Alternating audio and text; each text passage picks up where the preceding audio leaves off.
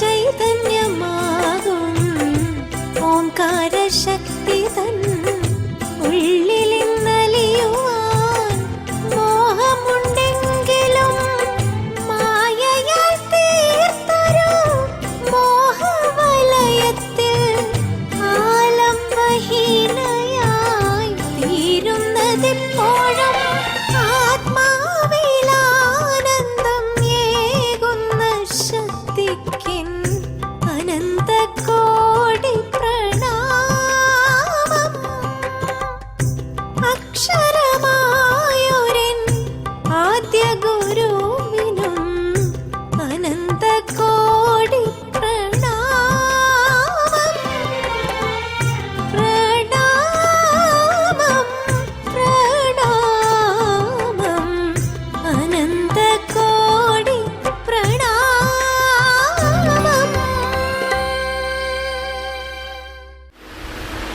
ഭാരതത്തിൻ്റെ സംസ്കാരം, അതിൻ്റെ മഹത്വമാണ് ഇത്രയും ആളുകൾ ഇവിടെ കൂടിയിരിക്കുന്നത്. അത് പറയാനൊരു അനുഗ്രഹം തന്നു ഭഗവാൻ, അത്രയേ ഉള്ളൂ. എനിക്ക് പറയുന്നതൊക്കെ ഭാരതത്തിലെ ഋഷീശ്വരന്മാർ കണ്ടെത്തിയ കാര്യം. 5000 വർഷങ്ങൾക്ക് മുമ്പുള്ള ചരിത്രം, ആ സംസ്കാരമാണ് ഇത്രയും ആളുകളെ ഇവിടെ ഒന്നിപ്പിച്ച് നിർത്തുന്നത്. അതിലേക്ക് കടക്കുന്നതിന് മുമ്പ് അതിനെ ഉൾക്കൊള്ളാൻ പറ്റുന്നൊരു മനസ്സിനെ നമുക്ക് മാറ്റിയെടുക്കണം. ചൂണ്ടുവിരലും തള്ളവിരലും ചേർത്ത് മടിയിൽ വയ്ക്കുക. ചൂണ്ടുവിരലും തള്ളവിരലും നിവർന്നിരിക്കുക. എന്തിനാണ് ഈ ചൂണ്ടുവിരലും തള്ളവിരലും വെക്കുന്നത് ചോദിച്ചു കഴിഞ്ഞാൽ, നമ്മുടെ ഋഷീശ്വരന്മാര് മനസ്സിനെ പോസിറ്റീവാക്കുന്ന ഒരു മുദ്ര കണ്ടെത്തിയതാണ്. ഇന്ന് അക്യൂപ്രഷർ, അക്യൂപഞ്ചർ എന്ന ട്രീറ്റ്മെൻ്റ് ഒക്കെ വളരെയധികം സയൻറ്റിഫിക്കായി ഡെവലപ്പ് ചെയ്യുന്നതിന് മുമ്പ് ഒരു നെഗറ്റീവ് എനർജിയെ പോസിറ്റീവ് എനർജിയുമായി കൂട്ടിച്ചേർത്ത് മനസ്സിനെ പോസിറ്റീവാക്കാൻ സാധിക്കുമെന്ന് കണ്ടെത്തിയ ഋഷീശ്വരന്മാര് അവർ വികസിപ്പിച്ച മുദ്രയാണ് ചിന്മുദ്ര. ഈ മുദ്രയെ ചിന്മുദ്ര എന്ന് വിളിക്കും. നമ്മുടെ 5 വിരലില് ചെറിയ വിരൽ ശരീരത്തെയും, രണ്ടാമത്തെ വിരൽ മോതിര വിരൽ മനസ്സിനെയും, മൂന്നാമത്തെ നടുവിരൽ ബുദ്ധിയെയും, ചൂണ്ടുവിരൽ നമ്മുടെ വികാര മനസ്സിനെയും, തള്ളവിരൽ ഉള്ളിലിരിക്കുന്ന ശക്തിയെയും സത്യത്തെയും പ്രതിനിധാനം ചെയ്യുന്നു. ചൂണ്ടുവിരലും തള്ളവിരലും ചേർത്ത് വെച്ചാൽ നമ്മളിലെ emotion is converted in to positive energy. അങ്ങനെ ഒരു ട്രാൻസ്ഫോർമേഷൻ നമ്മുടെ മനസ്സിന് കൊടുക്കാൻ, മനസ്സിനൊരു പോസിറ്റീവ് എനർജി കൊടുക്കാൻ ഋഷീശ്വരന്മാർ കണ്ടെത്തിയ മുദ്രയാണ് ഈ മുദ്ര. ഇപ്പൊ ദിവസവും രാവിലെ എണീറ്റ് നിങ്ങളുണ്ടല്ലോ, കൈ ഇങ്ങനെ വെച്ച് 3 പ്രാവശ്യം വളരെ ആഴത്തിൽ ശ്വാസമെടുത്ത് 3 പ്രാവശ്യം ഓങ്കാരം ചൊല്ലുമ്പോൾ തന്നെ നിങ്ങളിലെ പോസിറ്റീവ് എനർജി നിങ്ങൾ ഉണർത്തി സാധിക്കും. എല്ലാവരും നിവർന്നിരിക്കുക. വയറുള്ളിലേക്ക് വലിച്ച് ശ്വാസം മുഴുവൻ പുറത്തു വിടുക. കഴിയുന്നത്ര ശ്വാസം ഉള്ളിലേക്ക് എടുക്കുക. വീണ്ടും വയറുള്ളിലേക്ക് വലിച്ച് ശ്വാസം മുഴുവൻ പുറത്തേക്ക് വിടുക. നിങ്ങളുടെ ആയുസ് നിശ്ചയിക്കുന്നത് ഈ ശ്വാസവായുവാണ്. നിങ്ങൾ എത്രത്തോളം ആഴത്തിൽ ശ്വാസം എടുക്കുന്നു അത്രത്തോളം ആയുസ്സും ആരോഗ്യവും നിങ്ങൾക്കുണ്ടാവും. നാം ഓരോരുത്തരും അനുഗ്രഹീതരാണ്, ഭാഗ്യം ചെയ്തവരാണ്, സുകൃതികളാണ്. കാരണം അത്ര ധന്യമായ ഭാരതഭൂമിയിൽ ജന്മം കിട്ടിയവരാണ്. ഈ പവിത്ര ഭൂമിയിൽ ജന്മം കിട്ടിയാൽ സുകൃതം തന്നെ വേണം. ഞാനിത് നിങ്ങളോട് പറയുന്നത് പുസ്തകം നോക്കി പഠിച്ചതുകൊണ്ടല്ല, പല രാജ്യങ്ങളിലും യാത്ര ചെയ്തതുകൊണ്ട് പറയാണ്. കാരണം നമ്മുടെ ഋഷീശ്വരന്മാർ കണ്ടെത്തിയിട്ടുള്ള മഹത്തായ സമ്പത്തൊന്നും ലോകത്തിൽ ആർക്കും കിട്ടിയിട്ടില്ല. നമുക്ക് മാത്രമാണ് കൈവന്നിട്ടുള്ളത്. അത്ര സുകൃതികളാണ്. പക്ഷേ അൺഫോർച്ചുനേറ്റ്ലി എല്ലാ സുഹൃതവും നമുക്കുണ്ടെങ്കിലും നാം എന്തേ തളർന്ന് ജീവിക്കുന്നു? നാം എന്തേ ദുഃഖിതരായി ജീവിക്കുന്നു? നാം എന്തേ മറ്റുള്ളവരെ കുറ്റവും കുറവും പറഞ്ഞ് ജീവിക്കുന്നു? നമുക്കെന്തുകൊണ്ട് ഉണരാനും ഉയരാനും സാധിക്കുന്നില്ല? കാരണം നമ്മുടെ കയ്യിലുള്ള സമ്പത്തിനെ കുറിച്ച് നമുക്കറിയില്ല. ആരും നമുക്ക് പറഞ്ഞു തന്നിട്ടില്ല. ഗ്രന്ഥങ്ങളുണ്ട്, പക്ഷെ ആ ഗ്രന്ഥം എൻ്റെ ജീവിതത്തിൽ എനിക്കെങ്ങനെ പ്രയോജനപ്പെടുന്നു എന്നാരും പറഞ്ഞു തരുന്നില്ല. ഒരു കഥ പറഞ്ഞതുപോലെ നമ്മുടെ കാര്യം. ഒരു അമ്പലത്തിന്റെ അടുത്ത് ആൽവൃക്ഷ ചുവട്ടില് ഒരു യാചകൻ അമ്പലത്തിലേക്ക് വരുന്ന ഭക്തന്മാരോട് യാചിക്കുന്ന രംഗം. അങ്ങനെ യാചിച്ചുകൊണ്ട്, സാർ 1 രൂപ, സാർ 50 പൈസ എന്ന് കെഞ്ചി യാചിച്ചുകൊണ്ട് ഉപജീവനം നയിക്കുന്ന ഒരു യാചകൻ. ഒരു ദിവസം ആ ക്ഷേത്രത്തിലേക്ക് വിലപിടിപ്പുള്ള ഒരു കാറിൽ, നല്ല ബെൻസ് കാറിൽ ഒരാൾ വന്നിറങ്ങുന്നു. അയാൾ അമ്പലത്തിലേക്ക് തിരിയുന്ന സമയത്ത് യാചകൻ സാർ 1 രൂപ എന്ന് കൈ നീട്ടി യാചിക്കുന്ന സമയത്ത് എതിർച്ചയ അദ്ദേഹത്തിന്റെ കണ്ണുകള് യാചകൻ ഇരിക്കുന്ന ദിക്കിലേക്ക് പോവാണ്. നോക്കുമ്പോൾ കാണുന്നത് യാചകൻ ഇരിക്കുന്നതിന് അടുത്ത് മരം കൊണ്ടുണ്ടാക്കിയൊരു പെട്ടി. ആ പെട്ടിയിലേക്കാണ് ഈ വന്ന ഭക്തന്റെ കണ്ണ് വീണത്. അതിൽ എഴുതി വച്ചിരിക്കുന്ന ചില നമ്പറുകൾ കണ്ടതും ആ വന്ന മഹാൻ യാചകന്റെ അടുത്തേക്ക് വരുന്നു. യാചകനോട് ചോദിച്ചു, തനിക്ക് ഈ പെട്ടി എവിടുന്നാ കിട്ടിയത്? സാറിനിപ്പോ അതറിഞ്ഞിട്ട് എന്താ കാര്യം? 1 രൂപ തന്ന് തൊഴാൻ പോകും സാറേ, അമ്പലം അടയ്ക്കും. ഹേയ്, തനിക്ക് എവിടുന്ന ഈ പെട്ടി കിട്ടിയത്? സാറിനിപ്പോ അതറിഞ്ഞിട്ട് എന്താ കാര്യം? സാർ 1 രൂപ തന്ന് പോ സാർ. ഹേയ്, തനിക്ക് എവിടുന്ന ഈ പെട്ടി കിട്ടിയത്? ഇദ്ദേഹം പറഞ്ഞു, തനിക്ക് 10 രൂപ തരാം. എവിടുന്നാ കിട്ടിയത്? സാറാരാ, പോലീസാണോ? അവസാനം 10 രൂപ കൊടുത്തപ്പോ പറഞ്ഞു, സാർ ഇതെനിക്ക് റോട്ടിൽ നിന്ന് കിട്ടിയതാണ്. 30 കൊല്ലമായിട്ട് ഞാൻ എൻ്റെ സാധനങ്ങൾ വെച്ചുകൊണ്ടിരിക്കുന്ന സാധനമാണ്. ഉടനെ അദ്ദേഹം ചോദിച്ചു, അതിൻ്റെ അകത്തെന്താണ്? ഇതുവരെ പെട്ടിയായിരുന്നു, ഇപ്പൊ പെട്ടിയുടെ അകത്തെന്താന്ന് അറിയുന്നത്? സാറേ, എൻ്റെ ഒരു യാചകന്റെ സാധനം എന്താ? ഇപ്പൊ കീറത്തുണികളും ഒരു കീറപാത്രങ്ങളും എന്നൊക്കെയല്ലേ ഉണ്ടാവുള്ളൂ. സാറിന് ഇതിലപ്പുറം എന്താ കാണാൻ പറ്റിയതില്? ഹേയ്, അതിൻ്റെ അകത്തെന്താണ്? ഇദ്ദേഹം നിർബന്ധം പിടിച്ചപ്പോ പെട്ടി തുറന്ന് പഴയ പാത്രവും തുണികളും എല്ലാം എടുത്ത് മാറ്റി. ആ സമയത്ത് അദ്ദേഹം പറഞ്ഞു, ഈ കീറത്തുണികളും പാത്രവും അല്ലാത്തൊരു സാധനം ഇതിൻ്റെ അകത്തുണ്ട്. എന്താ സാർ? വന്ന ഭക്തൻ തൻ്റെ കാറിലേക്ക് പോകുന്നു, സ്ക്രൂ ഡ്രൈവർ കൊണ്ടുവരുന്നു. ആ പെട്ടിയുടെ ഒരു മൂലയിൽ ചുരണ്ടി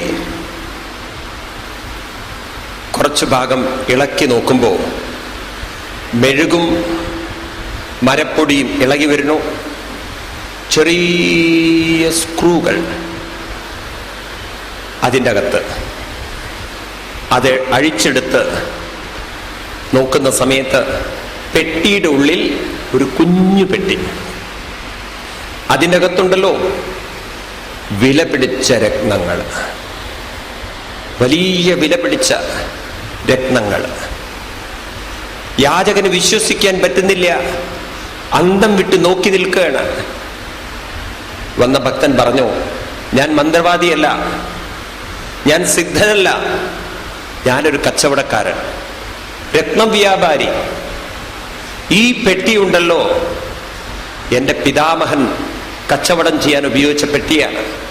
ഈ നാട്ടില് പണ്ടെൻ്റെ പിതാവിൻ്റെ പിതാവ് കച്ചവടം ചെയ്തിരുന്നു. പക്ഷെ ഇവിടുത്തെ ആളുകൾ വലിയൊരു സംഘർഷം വന്ന സമയത്ത് ഇവിടുന്ന് ഓടിപ്പോവേണ്ട ഒരു ഘട്ടം വന്നപ്പോ എൻ്റെ പിതാവും കൂട്ടരും ഓടിപ്പോയി. അന്ന് പിതാവ് പറഞ്ഞിരുന്നു, ഇങ്ങനെ ഒരു പെട്ടി നമുക്ക് നഷ്ടപ്പെട്ടിട്ടുണ്ട് എന്ന്. ആ നമ്പർ എൻ്റെ മനസ്സിൽ ഓർമ്മയിൽ വെച്ചിരുന്നു ഞാൻ. ഇന്നിതാ എനിക്കത് ഓർമ്മയിൽ വന്നു. ആ രത്നക്കല്ലുകൾ എടുത്തിട്ട് പറഞ്ഞു, സുഹൃത്തെ, എനിക്കിത് വേണ്ട. ഞങ്ങൾ ധാരാളം സമ്പാദിച്ചിട്ടുണ്ട്, നിനക്കിരിക്കട്ടെ ഇത്. ആ രത്നക്കല്ലുകൾ കയ്യിൽ വെച്ചുകൊണ്ട് പൊട്ടിക്കരയുന്ന യാചകനുണ്ടല്ലോ, അതാണ് ഇന്ന് നമ്മുടെ അവസ്ഥ. അമൂല്യമായ രത്നക്കല്ലുകളാണ് ഭാഗവതവും ഗീതയും രാമായണവും. ഈ രത്നക്കല്ലുകൾ നമ്മുടെ കയ്യിലുണ്ടായിട്ട് സുഖത്തിനും സന്തോഷത്തിനും ശാന്തിക്കും ധൈര്യത്തിനും വേണ്ടി നമ്മൾ കൈനീട്ടുന്നു മറ്റുള്ളവരുടെ മുന്നിൽ. സുഖം തരൂ, ശാന്തി തരൂ, സമാധാനം തരൂ.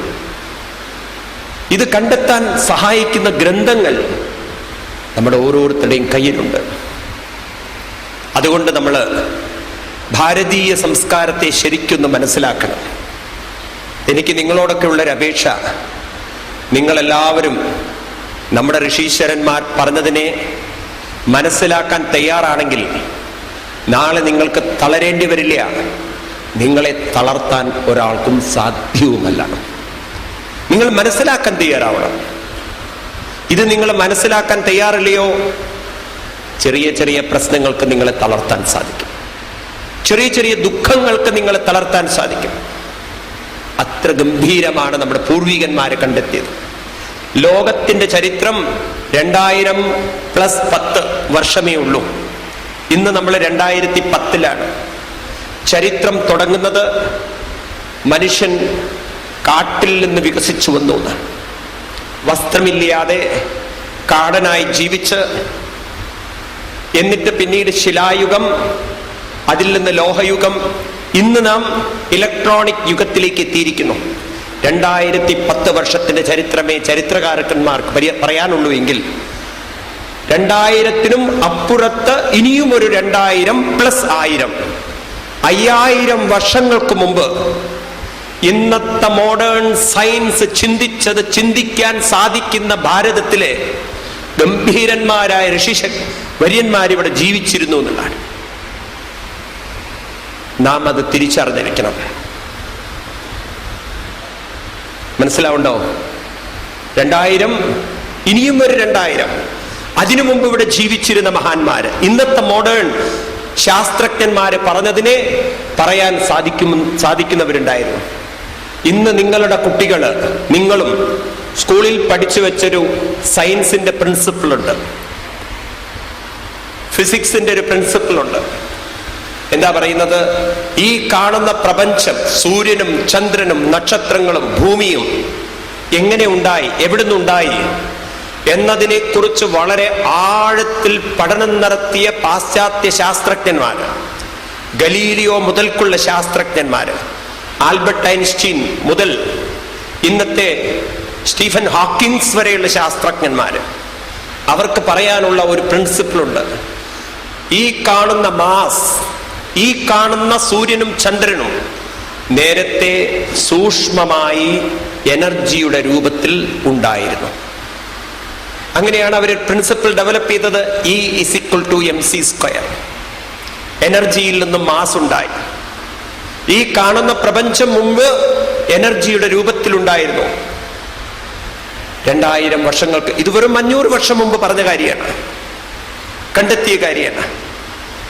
5000 വർഷങ്ങൾക്ക് മുമ്പ് നമ്മുടെ ഋഷീശ്വരന്മാര് പറഞ്ഞു വെച്ചിരിക്കുന്നു. ഭഗവാൻ ഗീതയിൽ ഈ പ്രിൻസിപ്പിൾ പറയുന്നു. അവ്യക്താദീനി ഭൂതാനി വ്യക്തമദ്യാനി ഭാരത അവ്യക്തനിധനാന്യേവ തത്ര കാ പരിദേവന. ഭഗവത്ഗീതയിലെ 2-ാം അധ്യായം എടുത്തു നോക്കൂ നിങ്ങൾ.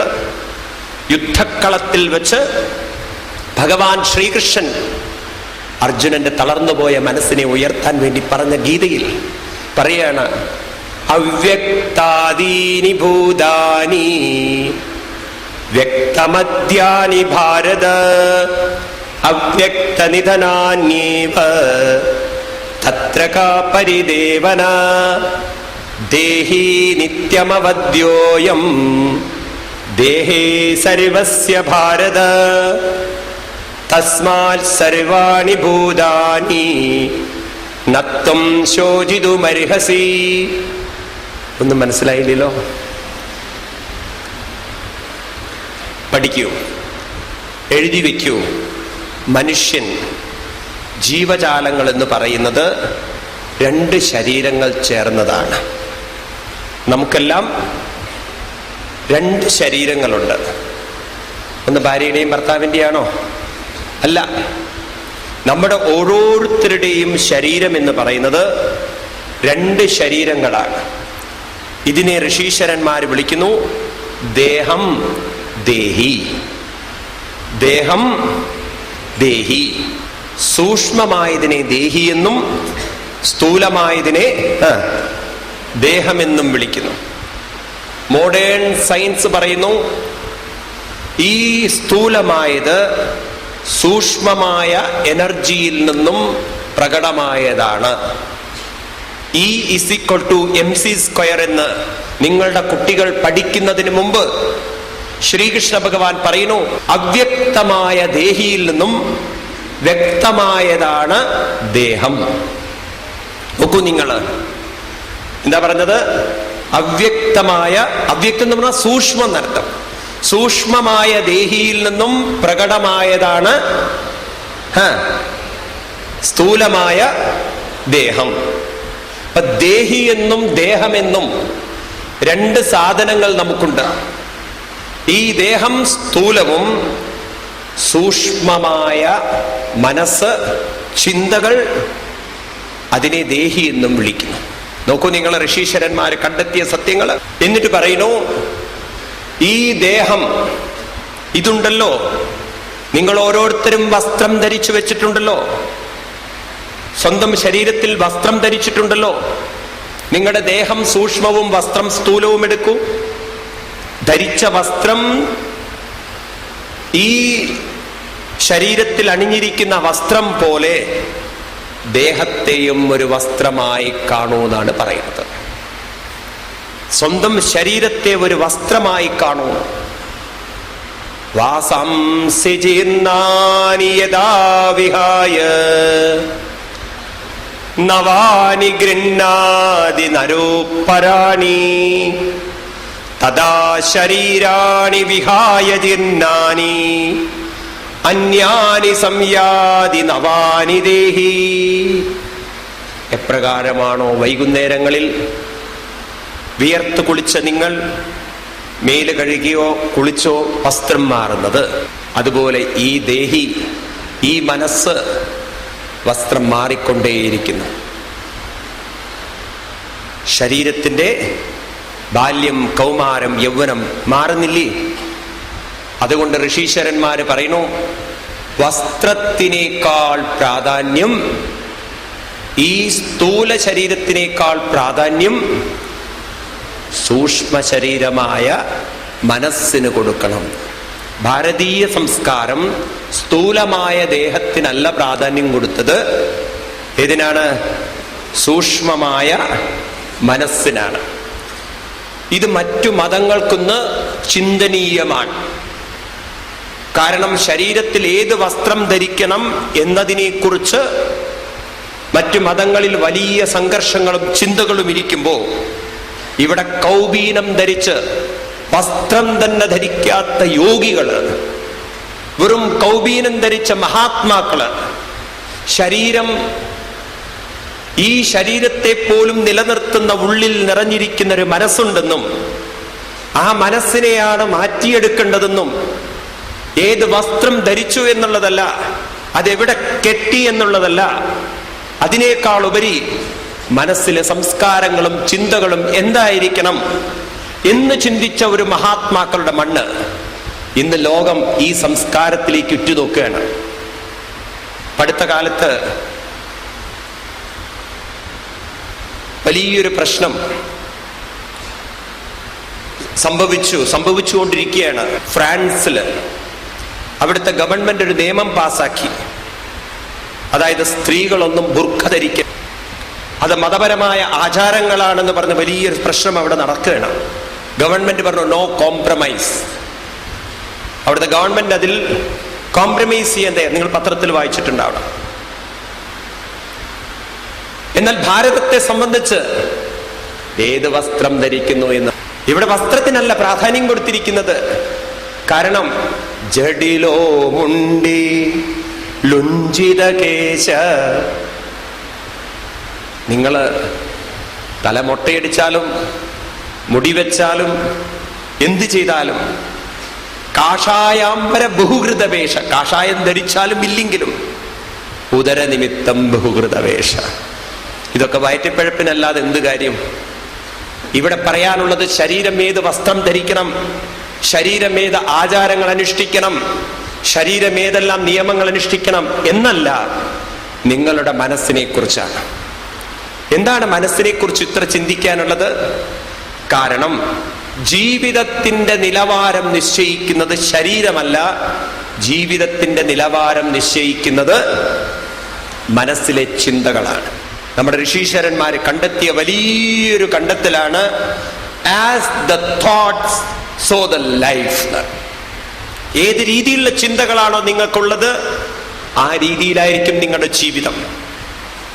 നിങ്ങളെ മറ്റുള്ളവർ സ്നേഹിക്കുന്നുവെങ്കിൽ, നിങ്ങളെ മറ്റുള്ളവർ ആദരിക്കുന്നുവെങ്കിൽ, നിങ്ങളെ മറ്റുള്ളവർ ബഹുമാനിക്കുന്നുവെങ്കിൽ, നിങ്ങൾക്ക് ആരോഗ്യമുണ്ടെങ്കിൽ നിങ്ങളുടെ ചിന്തകൾ പോസിറ്റീവായിരിക്കണം.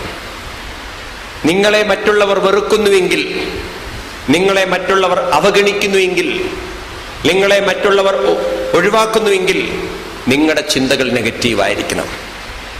ചിന്തകൾക്കനുസരിച്ച് ജീവിതം എന്ന് ഋഷീശ്വരന്മാർ കണ്ടെത്തി.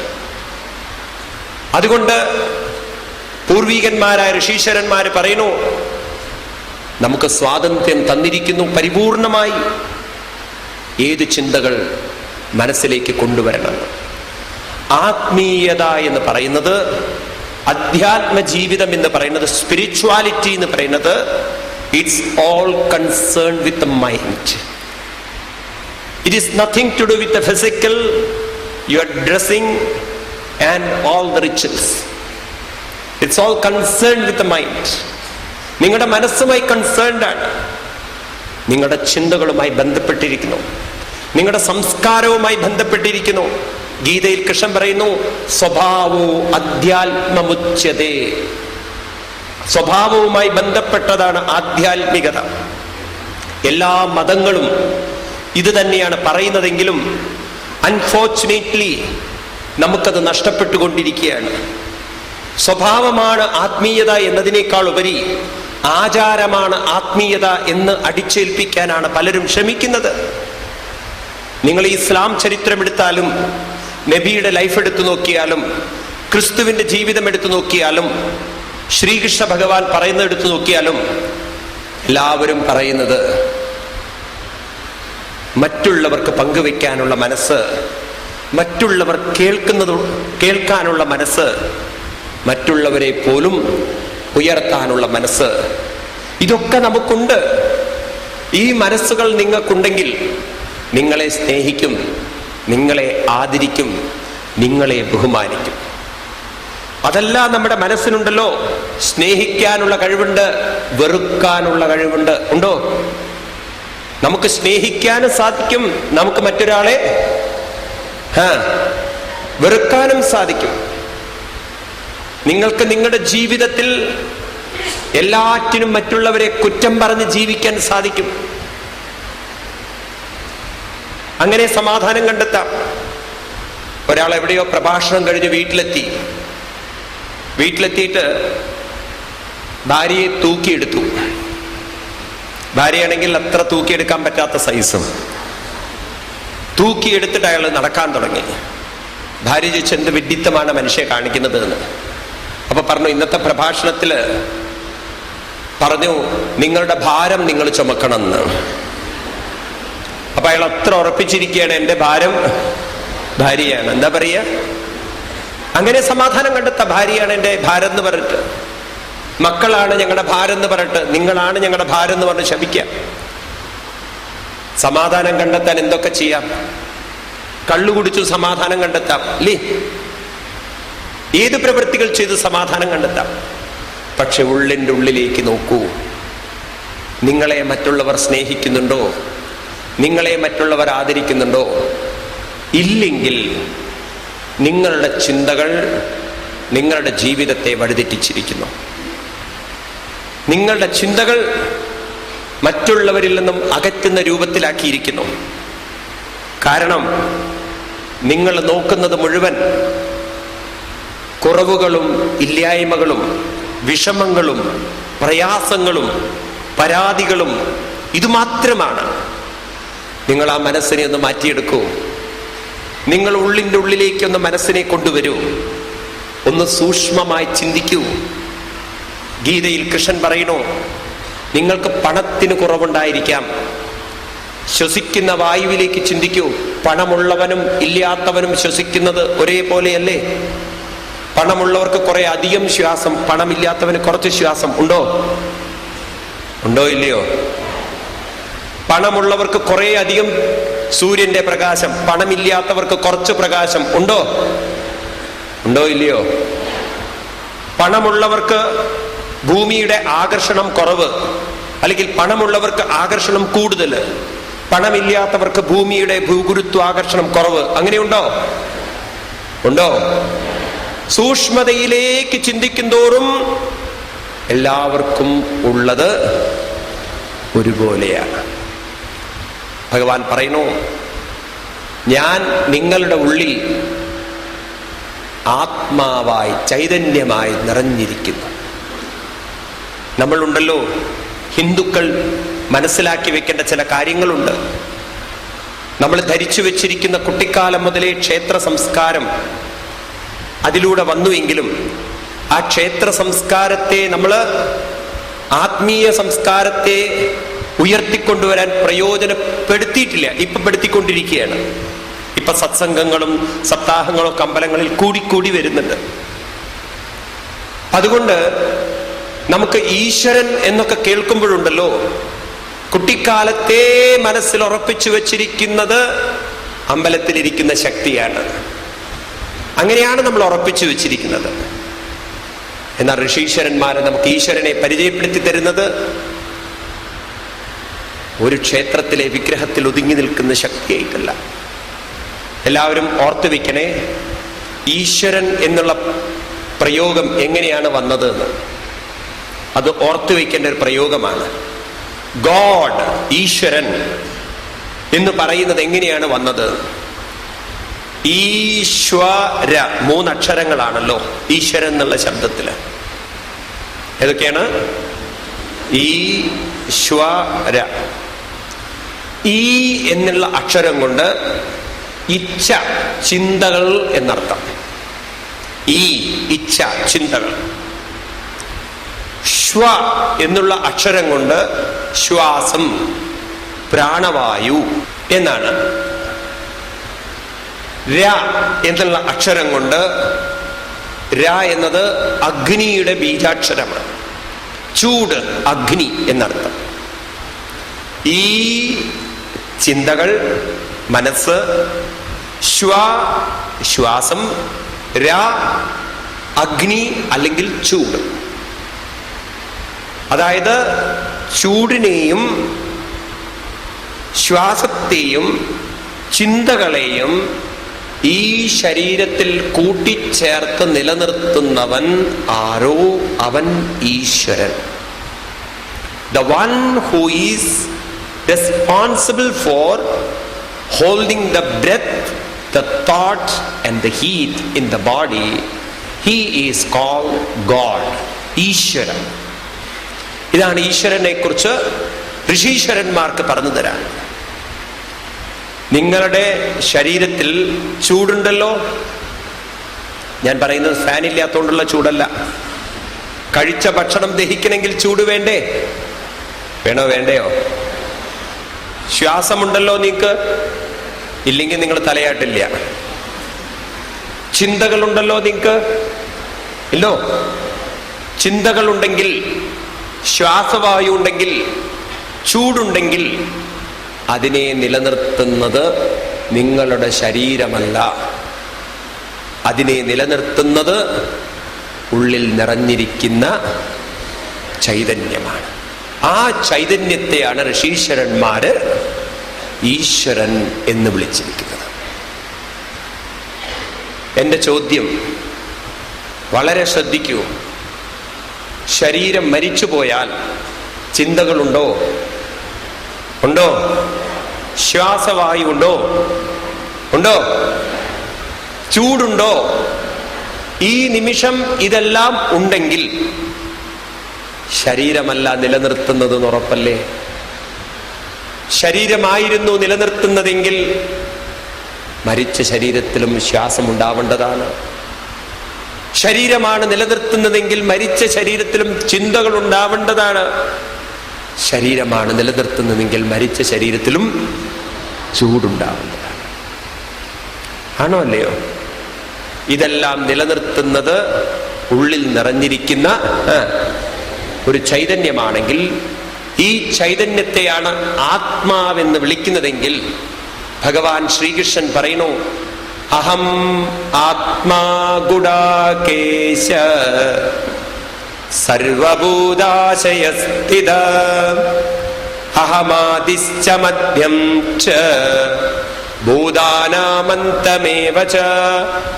ഹേ അർജുന, ഞാൻ ഏതോ വിഗ്രഹത്തിൽ നിലനിൽക്കുന്നവനല്ല. ഞാൻ ഏതോ അമ്പലത്തിലെ വിഗ്രഹത്തിൽ ഒതുങ്ങി നിൽക്കുന്നവനല്ല. ഞാൻ ഏതോ ആകാശങ്ങൾക്കപ്പുറത്തുള്ള വൈകുണ്ഠത്തിൽ ഇരിക്കുന്നവനല്ല. ഞാൻ ഇരിക്കുന്നത് എല്ലാവരുടെയും ആത്മാവാണ് എന്ന് പറയുമ്പോൾ നമുക്കെന്തെല്ലാം കുറവുകൾ ഉണ്ടെങ്കിലും ഒരു കുറവുകളുമില്ലാത്ത ഒരേപോലെയുള്ള ഒരു ഈശ്വരന്റെ സാന്നിധ്യം നമ്മളിലില്ലേ? ഉണ്ടോ ഇല്ലയോ? ഈ ഒരു ചിന്തയിലേക്ക് നമുക്ക് ഉയരാൻ സാധിച്ചാൽ എന്തെല്ലാം കുറവുകളുണ്ടെങ്കിലും, സൗന്ദര്യം കുറവുണ്ടായിരിക്കാം, പണത്തിന് കുറവുണ്ടായിരിക്കാം, ശാരീരികമായ രോഗങ്ങൾ ഉണ്ടായിരിക്കാം, പക്ഷേ കൂടെ ആരുണ്ട്? ഇന്നീ ശ്വാസത്തെ പിടിച്ചു നിർത്തുന്നത്, ഇന്നീ ശരീരത്തിൽ ചിന്തകളെ നിലനിർത്തുന്നത്, ഇന്നീ ശരീരത്തിൽ ചൂടിനെ നിലനിർത്തുന്നത് ഉള്ളിൽ നിറഞ്ഞിരിക്കുന്ന ഈശ്വരനാണെങ്കിൽ, എന്തെല്ലാം കുറവുകളുണ്ടെങ്കിലും ആരുണ്ട്? ഈശ്വരൻ കൂടെയുണ്ട് എന്ന് നമുക്ക് ചിന്തിക്കാൻ സാധിച്ചാൽ തളരുന്ന മനസ്സിനെ നമുക്ക് ഉയർത്താൻ സാധിക്കും. ഉണ്ടോ ഇല്ലയോ? ഇതൊരു സെൽഫ് ട്രീറ്റ്മെന്റ് ആണ്. ഇതൊരു സെൽഫ് കൗൺസിലിംഗ് ആണ്. നിങ്ങൾക്ക് നിങ്ങളെ തന്നെ ഉയർത്താൻ സാധിക്കും. നിങ്ങൾക്ക് നിങ്ങളെ ഉയർത്താൻ സാധിച്ചാൽ നിങ്ങൾക്ക് മറ്റൊരാളെയും ഉയർത്താൻ സാധിക്കും. നമ്മുടെ ഋഷീശ്വരന്മാര് പറയുന്നത് അവനവനെ അവനവൻ ഉയർത്തണം. ഗീതയിലെ വളരെ പ്രസിദ്ധമായ ഒരു ശ്ലോകമാണ്, ഉദ്ധരേദാത്മനാത്മാനം നാത്മാനമവസാദയേത് ആത്മൈവ ഹ്യാത്മനോ ബന്തു ആത്മൈവ രിപുരാത്മന ഉദ്ധരേദാത്മനാത്മാനം. അവനവനെ അവനവൻ ഉയർത്തണം. ഭാര്യയല്ല ഉയർത്തേണ്ടത്, അവനവനെ അവനവൻ ഉയർത്തണം എന്ന് പറഞ്ഞാൽ എന്താ അർത്ഥം? ശരീരത്തെ ഉയർത്താനല്ല പറയുന്നത്. അവനവന്റെ പോസിറ്റീവ് ചിന്ത കൊണ്ട്, നല്ല ചിന്ത കൊണ്ട് തളരുന്ന മനസ്സിനെ ഉയർത്തണം. ഇത് കണ്ടെത്തിയ ഋഷീശ്വരന്മാര്, ഇത് നമ്മൾ ഓരോരുത്തരും ഉൾക്കൊണ്ടാൽ നിങ്ങളെ തളർത്താൻ സാമ്പത്തിക ബുദ്ധിമുട്ടിന് സാധിക്കുമോ? പറ്റുമോ? ഭാഗവതത്തിൽ കുചേല ബ്രാഹ്മണന്റെ കഥ പറയും. ദരിദ്രന്റെ ദരിദ്രൻ, പക്ഷേ തളർന്നില്ല. അദ്ദേഹം മനസ്സിനെ വച്ചത് ഇല്ലാത്ത സമ്പത്തിലേക്കല്ല, ഉള്ളവന്റെ കയ്യിലേക്കല്ല. അദ്ദേഹം മനസ്സിനെ വെച്ചത് ഈ ഇല്ലാത്ത സമ്പത്തും മറ്റുള്ളവർക്ക് സമ്പത്തുണ്ടാവട്ടെ, ഇല്ലാതിരിക്കട്ടെ എനിക്ക്, എങ്കിലും എൻ്റെ മനസ്സിനെ ഈശ്വര വിചാരത്തിൽ നിലനിർത്താൻ, ഈ മനസ്സിനെ നിലനിർത്താൻ ഈശ്വരനുണ്ടല്ലോ കൂടെ എന്നുള്ള നിരന്തര വിചാരം കൊണ്ട് മനസ്സിനെ ഉയർത്തിയ മഹാന്റെ കാലുകൾ കഴുകി കൃഷ്ണൻ തീർത്ഥം കുടിക്കുന്ന രംഗമുണ്ട് ഭാഗവതത്തിന്. മനസ്സിലാവുണ്ടോ?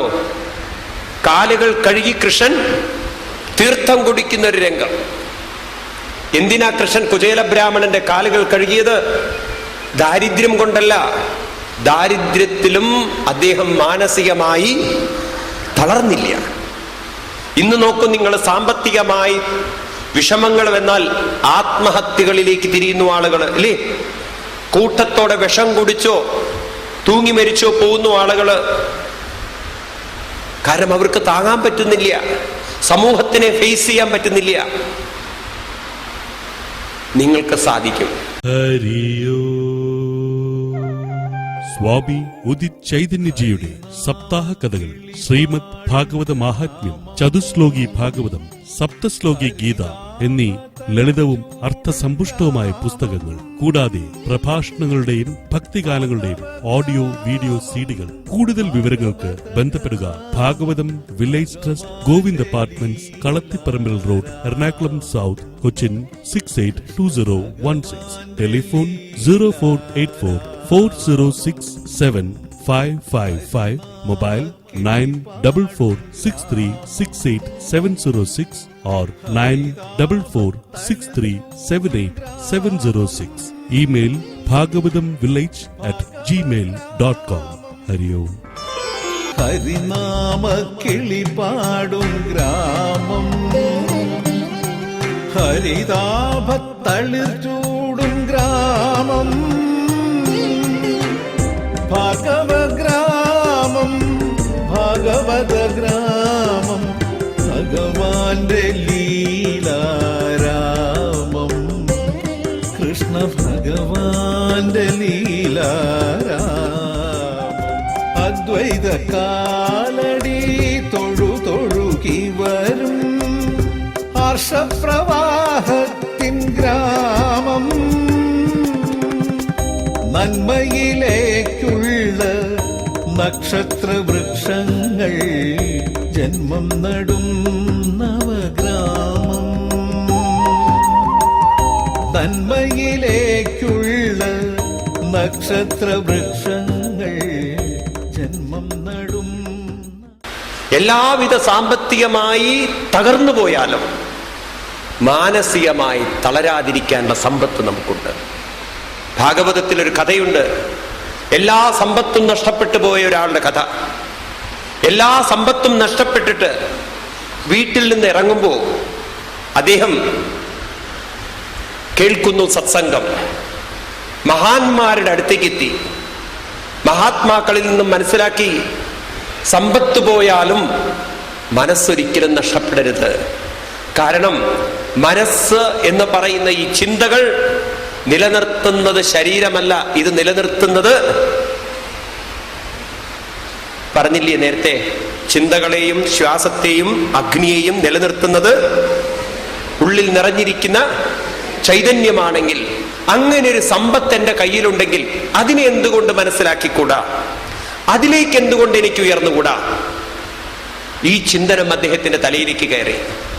അദ്ദേഹം ഉണ്ടല്ലോ സത്സംഗം കഴിഞ്ഞ് ആ മഹാത്മാവിന്റെ പാതാരവിന്ദത്തിൽ വീണുകൊണ്ട് പറഞ്ഞു, എനിക്ക് ഇത്രയും കാലം ഭൗതിക സമ്പത്തേ ഉണ്ടായിട്ടുള്ളൂ, ഉള്ളിലുള്ള സമ്പത്ത് നേടണം, എന്നെ അനുഗ്രഹിക്കണം. അങ്ങനെ ഭാഗവതമൊക്കെ പഠിച്ച് ഗീതയൊക്കെ പഠിച്ച് അദ്ദേഹത്തിന് വലിയ മാനസിക വിപ്ലവം, മനസ്സ് പരിപൂർണമായി നാശമില്ലാത്ത അനശ്വരമായ ഊർജത്തിലേക്ക്, ഒരു ചൈതന്യ ഊർജത്തിലേക്ക്. ഇന്നത്തെ മോഡേൺ സയൻസിന്റെ ഭാഷയിൽ പറഞ്ഞാൽ ഞാനും നിങ്ങളും ഉപയോഗിക്കുന്ന 20% എനർജിയാണ് അത്ര, ഫിസിക്കൽ എനർജി. ഇനി നമുക്ക് ഇതിനപ്പുറത്ത് എനർജിയുണ്ട്. Mind എനർജിയുണ്ട്, spiritual എനർജിയുണ്ട്. നിങ്ങളുടെ മനസ്സിനെ പരിപൂർണ ശാന്തിയിലേക്ക് നയിക്കുന്ന ഒരു ഊർജം നമ്മുടെ ഉള്ളിലുണ്ട്. നിർവാണത്തിലേക്ക് ഉയർത്തുന്ന എനർജി.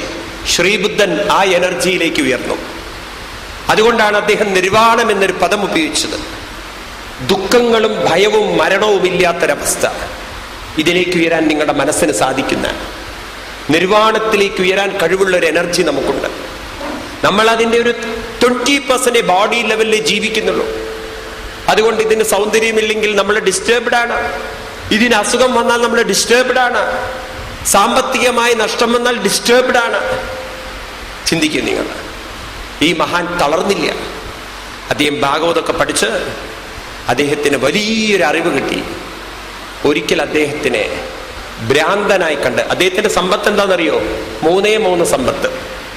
ഉടുത്ത വസ്ത്രം, കയ്യിലൊരു ദണ്ഡം, ഒരു പാത്രം, എന്താ കമണ്ടിലു ഒരു പാത്രം, ഈ പാത്രവും വടിയും വസ്ത്രവും വെച്ച് അദ്ദേഹം നടക്കുന്ന സമയത്ത് കുറെ കുട്ടികൾ ഇദ്ദേഹത്തിനെ പിച്ചക്കാരനാണ് കണ്ട് അടിക്കാൻ തുടങ്ങി. അദ്ദേഹത്തിന്റെ കമണ്ടലൂൽ മൂത്രമൊഴിക്കാൻ തുടങ്ങി. എല്ലാ വൃത്തികേടും വലിച്ചെറിയാൻ തുടങ്ങി. അങ്ങനെയൊക്കെ ദേഹോപദ്രവം ഏൽപ്പിച്ചിട്ടും അദ്ദേഹം മാനസികമായി അല്പം പോലും തളർന്നില്ല. അപ്പൊ ചോദിക്കുകയാണ് ഇദ്ദേഹത്തിനോട്, എവിടുന്നാണ് അങ്ങേക്ക് ഇത്ര കരുത്ത് കിട്ടിയത്? അപ്പൊ അദ്ദേഹം പറയണോ, എൻ്റെ മനസ്സിന്റെ ശക്തിക്ക് കാരണം ഞാൻ ഒരു സത്യം മനസ്സിലാക്കി. എന്താണത്രേ സത്യം? നായം ജനോമേ സുഖദുഃഖഹേതു നദേവദാത്മാ ഗൃഹകർമ്മകാല മനഃപരം കാരണമാമനന്തി സംസാരചക്രം പരിവർത്തയേൽ. ഭാഗവതത്തിൽ 7ാമത്തെ ദിവസം തക്ഷകൻ കടിച്ചു മരിക്കുമെന്ന് കേട്ട പരീക്ഷിത്ത് ഭാഗവതം കേട്ട് 7ാമത്തെ ദിവസമായപ്പോഴേക്കും മനസ്സിനെ ഉയർത്തി എന്നാണ് ഭാഗവതത്തിന് പറയാനുള്ളത്. ആണോ? ആണോ അല്ലയോ? ഇതൊക്കെയാണ് നമ്മുടെ പൂർവികന്മാർക്ക് പറയാനുള്ളതെങ്കിൽ എനിക്ക് നിങ്ങളോടൊക്കെ ഉള്ള അപേക്ഷ, ഇത് പഠിച്ച് സ്വയം മനസ്സിനെ ഉയർത്തുകയും വേണം, മറ്റുള്ളവരെയും നമ്മൾ ഉയർത്താൻ സഹായിക്കണം. അങ്ങനെയാണെങ്കിലുണ്ടല്ലോ ഭാരത സംസ്കാരത്തെ മനസ്സിലാക്കാൻ ആളുകൾ കൂടിക്കൂടി വരും. കാരണം ഇത്ര മനസ്സിനെ ഉയർത്തുന്ന പ്രക്രിയ വേറെ ഒരു ശാസ്ത്രത്തിലും ഒരു ആധ്യാത്മിക ഗ്രന്ഥത്തിലും പറഞ്ഞിട്ടില്ല. ഞാൻ ഇത്ര അതോറിറ്റി ആയിട്ട് നിങ്ങളോട് പറയാൻ കാരണം, ഒരു പള്ളിയിൽ അച്ഛൻ, ഞാൻ അമേരിക്കയിൽ ചെന്ന സമയത്ത് എന്നെ കാണാൻ വന്നു, ഒരു ക്രിസ്ത്യൻ ഫാദർ. എന്നിട്ട് എന്നോട് പറഞ്ഞു, എനിക്ക് ഭാഗവതത്തിലെ പ്രധാനപ്പെട്ട ശ്ലോകങ്ങളൊക്കെ ഒന്ന് പറഞ്ഞു കൊടുക്കണം. അദ്ദേഹം ഭാഗവതം പുസ്തകം മേടിച്ചിരിക്കുക. എന്നോട് പറയാണ്, ഞാനിപ്പോ ഭാഗവതം പഠിച്ചുകൊണ്ടിരിക്കുകയാണ്.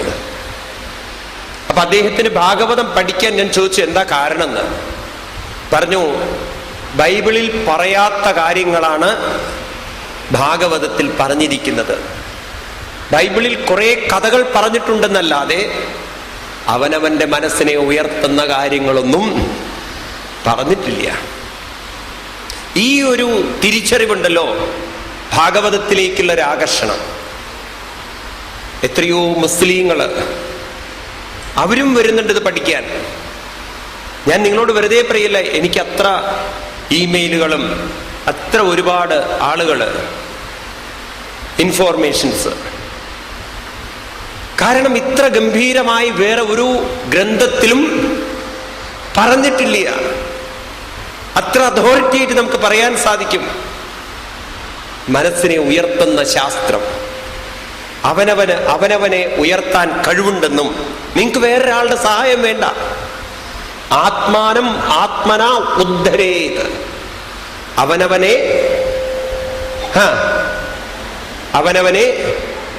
അവനവൻ തന്നെ ഉയർത്താൻ കഴിവുണ്ടെന്ന് പറയുന്ന ഋഷിമാര്. നിങ്ങളെ ഉയർത്താൻ വേറൊരാൾ വേണ്ടാന്നർത്ഥം, ഒരു ദൈവവും വേണ്ടാന്നർത്ഥം, പുറമേ ഉള്ളൊരു വ്യക്തി വേണ്ടാന്നർത്ഥം, നിങ്ങൾ ആരുടെ മുന്നിലും യാചിച്ച് തലകുനിച്ച് നിൽക്കേണ്ടതില്ല എന്നർത്ഥം. മനസ്സിലാവുണ്ടോ? എപ്പോ നിങ്ങളെ ഉയർത്തുന്നുവോ നിങ്ങളാണ് ആദരണീയർ, നിങ്ങളാണ് ഭക്തന്മാര്, നിങ്ങളാണ് ശ്രേഷ്ഠന്മാര്. കുലം അതിനൊരു മഹത്വമില്ല. കാട്ടുജാതിയിൽ ജനിച്ച് ജീവിച്ച ശബരിയുടെ കഥ രാമായണത്തിൽ കാണാം. കാട്ടുജാതിയാണ്, ആദിവാസിയാണ്. എന്നിട്ടും ശ്രീരാമസ്വാമി പറയുന്നു, ഭാഗവതാട്യേ ഭഗവത് പ്രിയേ മുനിപ്രിയേ. അത്ര ആദരവോടുകൂടി കാണണോ? കാരണം സ്വയം മാനസികമായി ഉയർത്തി. കാട്ടുകള്ളനായി നടന്ന രത്നാകരൻ സ്വയം ഉയർന്നപ്പോ വാൽമീകി എന്ന ഋഷിവര്യനായി മാറി. അവനവനെ ഉയർത്തി മഹാനായി തീരാൻ സാധിക്കുമെന്ന് പറയുന്നൊരു മഹാശാസ്ത്രം. ഇത് പഠിക്കേണ്ടതല്ലേ? വേണോ വേണ്ടയോ? പഠിക്കൂ നിങ്ങൾ. ഈ ലോകം മാറ്റിയെടുക്കണം നമുക്ക്. ഇത്ര ഗംഭീരമായി ഞാൻ എവിടെയും കണ്ടിട്ടില്ല. ഇങ്ങനെ ഓരോരുത്തരും ഉണർന്നുയർന്നു കഴിഞ്ഞാലുണ്ടല്ലോ ഈ ലോകത്തിനെ നമുക്ക് പഠിപ്പിക്കാൻ ഒരു സത്യമുണ്ട്. ശ്വസിക്കുന്ന വായുവിന് മതമില്ല, ഇരിക്കുന്ന ഭൂമിക്ക് മതമില്ല, സൂര്യന് മതമില്ല. ഉണ്ടോ? പിന്നെന്തിന് നമ്മൾ മതത്തിന്റെ പേരിൽ കലഹിക്കണം? എന്തുകൊണ്ട് നമുക്ക് എല്ലാവരും ഒരേ സത്യത്തിൽ നിന്ന് വന്ന് ഒരേ സത്യത്തിൽ നിലനിന്ന് ഒരേ സത്യത്തിലേക്ക് പോവേണ്ടവരാണെന്ന സത്യം മനസ്സിലാക്കി ഒത്തൊരുമയോടെ ഐക്യത്തോടെ ലോകാസമസ്ത എന്തുകൊണ്ട് നമുക്ക് ജീവിച്ചുകൂടാ? ഇത് പറയാൻ നമുക്ക് സാധിക്കും. മനസ്സിലായില്ലേ? ശ്വസിക്കുന്ന വായുവിനും ഉള്ളിലിരിക്കുന്ന അഗ്നിക്കും ചിന്തകൾക്കും മതമില്ലെങ്കിൽ പിന്നെന്ത് ഹിന്ദു, എന്ത് മുസ്ലിം, എന്ത് ക്രിസ്ത്യൻ? ഉള്ളിൽ നിറഞ്ഞിരിക്കുന്ന ചൈതന്യം അത് ഹിന്ദുവിൻ്റെതുമല്ല, മുസ്ലിമിൻ്റെതുമല്ല, ക്രിസ്ത്യൻ്റെതുമല്ല. ആ ചൈതന്യം എന്ന് പറയുന്നത് ഈശ്വരനാണെങ്കിൽ ഈശ്വരന് യാതൊരു മതമുണ്ടോ? ഇല്ലയോ? ഈശ്വരന് മതമില്ല. ഭഗവാൻ പറയുന്നു, ഞാൻ പൂക്കളിൽ കോർത്തിരിക്കുന്ന നൂലുപോലെയാണ്. നല്ലൊരു ഉദാഹരണമാണ് പറഞ്ഞിരിക്കുന്നത്. വ്യത്യസ്ത പൂക്കളെ കോർത്തിരിക്കുന്ന നൂലുപോലെയാണ്. മത്ത പരതരം നാന്യത് കിഞ്ചിദസ്തി ധനഞ്ജയ മയി സർവമിദം പ്രോതം സൂത്രേ മണിഗണ ഇവ. സൂത്രേ, എപ്രകാരമാണോ നൂലിൽ മണികൾ കോർത്തിരിക്കുന്നത്, പൂക്കൾ കോർത്തിരിക്കുന്നത്, എല്ലാ മനസ്സുകളെയും എല്ലാ ശ്വാസത്തെയും എല്ലാ അഗ്നിയെയും കൂട്ടിച്ചേർത്ത് കുറേ ശരീരങ്ങളെ നിലനിർത്തുന്ന ആ ഭഗവാന് എന്ത് മതമുണ്ട്? ഇത് നമ്മൾ ലോകത്തിന് പറഞ്ഞു കൊടുത്താൽ ഇവിടെ വിദ്വേഷങ്ങളില്ലാതെ, ഇവിടെ ശത്രുതയില്ലാതെ, പരസ്പരം നശിപ്പിക്കണമെന്ന ചിന്തയില്ലാതെ ഐക്യത്തോടെ ഒത്തൊരുമയോടെ മനുഷ്യന് ജീവിക്കാൻ സാധിക്കും. ഭാരതമായിരിക്കണം ലോകത്തിന് മാനസികമായ പരിവർത്തനത്തിന് വഴിയൊരുക്കേണ്ടത്. എല്ലാവരും ഒരേ സത്യത്തിൽ നിന്ന് വന്നവരാണെന്നും എല്ലാവരെയും കോർത്തിരിക്കുന്ന സത്യം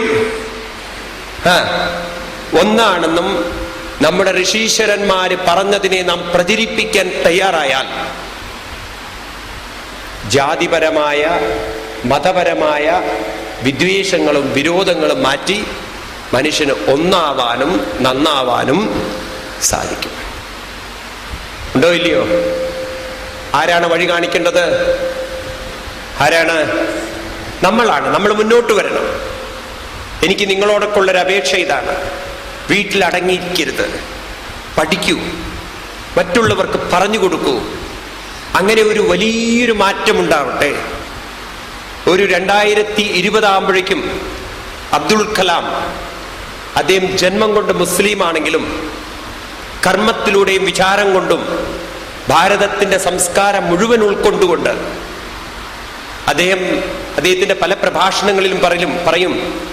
ഒരിക്കൽ അദ്ദേഹം ഭാരതീയ വിദ്യാഭവന് കൊടുത്തൊരു പ്രഭാഷണത്തിൽ കുട്ടികളോട് പറഞ്ഞു, സഹനാവവതു സഹനോ ഭുനക്തു സഹവീര്യം കരവാവഹൈ ത്വേജസ്വിനാവധീതമസ്തു മഹാവിദ്വിഷാവഹൈ. ഞാൻ ആരെയും വെറുക്കാതിരിക്കട്ടെ, ഞാൻ ആരെയും നശിപ്പിക്കാതിരിക്കട്ടെ, ഞാൻ ഉള്ളതിനെ പങ്കുവെച്ച് മറ്റുള്ളവരെ പോലും ഉയർത്തിക്കൊണ്ട് ഐക്യത്തോടെ ഒത്തൊരുമയോടെ ജീവിക്കട്ടെ എന്ന ഭാരതത്തിന്റെ സംസ്കാരമുണ്ടല്ലോ, ഇത് ഉൾക്കൊണ്ടുകൊണ്ട് നിങ്ങൾ വളരണം എന്ന് കുട്ടികളോട് പറയുമ്പോൾ അദ്ദേഹത്തിന് അത്ര ബോധ്യമുണ്ട്. ഭാരതത്തിലെ ഋഷീശ്വരന്മാര് എല്ലാറ്റിനെയും ഒന്നിച്ചവരാണ്, ഒന്നിപ്പിച്ചവരാണ്, ഒരുമിപ്പിച്ചവരാണ്. ഇന്ന് എനിക്കും നിങ്ങൾക്കത് സാധിക്കുന്നില്ല, നമ്മൾ പഠിക്കുന്നില്ല. ഈ ശാസ്ത്രങ്ങളെ പഠിച്ച് ഇത് മനസ്സിലാക്കിക്കൊണ്ട് നമ്മുടെ ചുറ്റുപാടിലൊരു മാറ്റം വരുത്തി ഈ ലോകത്തെ നമുക്ക് മാറ്റം വരുത്താൻ സാധിക്കണം. ലോകം മാറി മനുഷ്യൻ മാറില്ല. മനുഷ്യൻ മാറിയാൽ ആര് മാറി? ലോകം മാറി. പണ്ട് ക്ലാസ്സിലൊരു അധ്യാപിക കുട്ടികൾക്കത് പറഞ്ഞ് മനസ്സിലാക്കി കൊടുക്കാൻ ഒരു പഴയ ലോക മാപ്പ് കൊണ്ടുവന്നു, അത്ര വേൾഡ് മാപ്പ്, ലോകത്തിന്റെ മാപ്പ് കൊണ്ടുവന്നു. എന്നിട്ട് ടീച്ചർ എന്ത് ചെയ്തു വെച്ചാൽ ഈ മാപ്പിനെ മുഴുവൻ കീറി ചുരുട്ടി താഴെ ഇട്ടു. അനാദരവ് കൊണ്ടല്ല, ആദരവ് കൊണ്ട്. എന്നിട്ട് പറഞ്ഞു, എന്റെ കുട്ടികളെ, ആർക്കിതിനെ ഓർഡർ ആക്കാൻ പറ്റും? ഇതിനെ വേൾഡ് മാപ്പാക്കി വീണ്ടും മാറ്റാൻ പറ്റുന്നു? ഇത് കേട്ട സമയത്ത് കുട്ടികൾ ആവേശത്തോടുകൂടെ ഞാൻ എന്നൊക്കെ പറഞ്ഞ് മുന്നോട്ട് വന്നു. വേൾഡ് മാപ്പ് ഉണ്ടോ, നേരെയാക്കാൻ പറ്റണോ? കാരണം എല്ലാം ഒരുപോലെയുള്ള തുണ്ടുകളല്ലേ. കുറെ പരിശ്രമിച്ച് ഒരാൾക്കും പറ്റണില്ല. അപ്പൊ അതിലൊരു ബുദ്ധിയുള്ള കുട്ടിയുണ്ട്, മഞ്ചേരി എന്നാണ് തോന്നണു. അതിങ്ങനെ സൂക്ഷ്മമായിട്ട് നോക്കി എല്ലാവരും എന്താ ചെയ്യണതെന്ന് അവന് മനസ്സിലായി. ഇത് ഇത്തിരി ബുദ്ധിമുട്ടുള്ള പണിയാണ്. അവൻ നോക്കുന്നുണ്ടല്ലോ ഈ മാപ്പിന്റെ പിന്നിൽ എന്താ ഉള്ളത് എന്നാണ്. അതിൽ വല്ലതുണ്ടെങ്കിൽ വളഞ്ഞ വഴിയാണല്ലോ ആദ്യം ചിന്തിക്കുക, അത് നേരെയാക്കാൻ പറ്റുമല്ലോ. അതിങ്ങനെ നോക്കിയിരുന്നപ്പോ ഒരു ചെറിയൊരു ചിത്രം കണ്ടപ്പോ അവന് തോന്നി ആദ്യം അതൊന്ന് നോക്കാന്ന്. എല്ലാവരുടെയും പരിശ്രമം കഴിഞ്ഞപ്പോ ഇവൻ ചാടി എണീറ്റ് ആ വേൾഡ് മാപ്പൊന്നും അതിന്റെ പീസുകൾ മറച്ചിട്ടപ്പോ കണ്ണടയുടെ ഒരു വാല് അത് കണ്ടപ്പോഴേ മനസ്സിലായി നമ്മുടെ കാർണവരുടെയാണെന്ന്, ഗാന്ധിജിയുടെയാണ്. ഇവന് മനസ്സിലായി ഇതൊന്ന് നേരെയാക്കാന്ന്. ഇതെല്ലാം മറച്ചിട്ട് വേൾഡ് മാപ്പിന്റെ ചിത്രമൊക്കെ മറച്ചിട്ട് അവൻ ഈ ഗാന്ധിജിയുടെ തലയൊന്ന് നേരെയാക്കി. ഗാന്ധിജിയും അദ്ദേഹത്തിന്റെ കണ്ണടയും അതൊക്കെ ശരിയായപ്പോ അവന് മനസ്സിലായി ഇത് ശരിയായാൽ അപ്പുറവും ശരിയാവണം, അതിലിത്തിരി സംശയമില്ലല്ലോ. ഇതെല്ലാം കമിഴ്ത്തിയിട്ടു. ടീച്ചർക്ക് വളരെ റെസ്പെക്റ്റ് ആയി കുട്ടിയോട് ഷെയ്ക്കൻഡ് കൊടുത്തിട്ട് പറഞ്ഞു, യു ആർ സോ ഇന്റലിജന്റ്, എങ്ങനെ നിനക്ക് സാധിച്ചു? അപ്പൊ അവൻ പറഞ്ഞു, ലോകം നേരെയാക്കാൻ ഇത്തിരി പണിയെന്ന് എനിക്ക് മനസ്സിലായി. അപ്പൊ ഞാൻ മനസ്സിലാക്കി ഇതിന്റെ പിന്നിൽ എന്തോ ഒരു ചിത്രം ഉണ്ട്, അത് നേരെയാക്കിയാൽ ശരിയായി. അപ്പൊ അത് നേരെയാക്കാൻ നോക്കുമ്പോഴോ, അത് നേരെയാക്കാൻ നോക്കുന്ന സമയത്ത് ഗാന്ധിജിയുടെ തലയാണ്. അപ്പൊ അത് നേരെയാക്കാൻ പറ്റിയത്. ചോദിച്ചു, കുട്ടി ഇതെന്ന് എന്താ പഠിച്ചതെന്ന്. ഒരു കാര്യം പഠിച്ചു ടീച്ചറെ. എന്താണെന്ന്? ഗാന്ധിജിയുടെ തല നേരെയാൽ ലോകം നേരെയായിരുന്നു. അതാണ് അത്രയും പഠിച്ചിരിക്കുന്നത്. ഇപ്പൊ ഗാന്ധിജിയുടെ തലയല്ല നേരെയാവേണ്ടത്. ആരുടെ തല നേരെയാവണം? നമ്മുടെ തല നേരെയാവണം, നമ്മുടെ ചിന്തകൾ നേരെയാവണം. നിങ്ങൾക്ക് നല്ലത് ചിന്തിക്കാൻ സാധിക്കണം. അതിന് നല്ലത് ചിന്തിക്കാൻ സാധിക്കണമെങ്കിൽ ഒന്ന് കണ്ണടച്ച് സൂക്ഷ്മതയിലേക്ക് നോക്കണം. ഒരു നിമിഷം കണ്ണടച്ചുകൊണ്ട് ചോദിക്കുക, ഈ ശ്വാസത്തെ ആരാണ് നിലനിർത്തുന്നത്?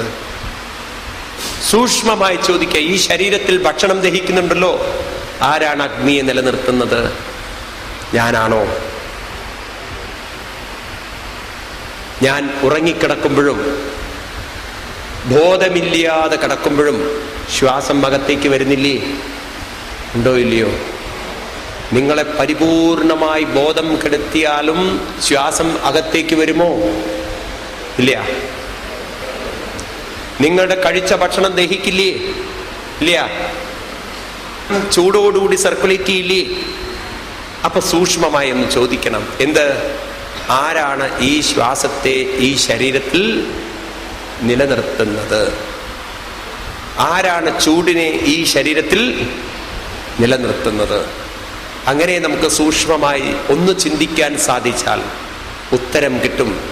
ഇതെല്ലാം നിലനിർത്തുന്നത് ഈശ്വര സർവഭൂതാനാം ഹൃദ്ദേശേർജുന തിഷ്ഠതി ഭ്രാമയൻ സർവഭൂതാനി യന്ത്രാരൂഢാണി മായയാ സർവസ്യജാഹം ഹൃദി സന്നിവിഷ്ടോ മത്തസ്മൃതി ജ്ഞാനമപോഹനം ച വേദൈശ സർവൈരഹമേവ വിദ്യ വേദാന്തകൃദ്വേദ വിദേവചാഹം.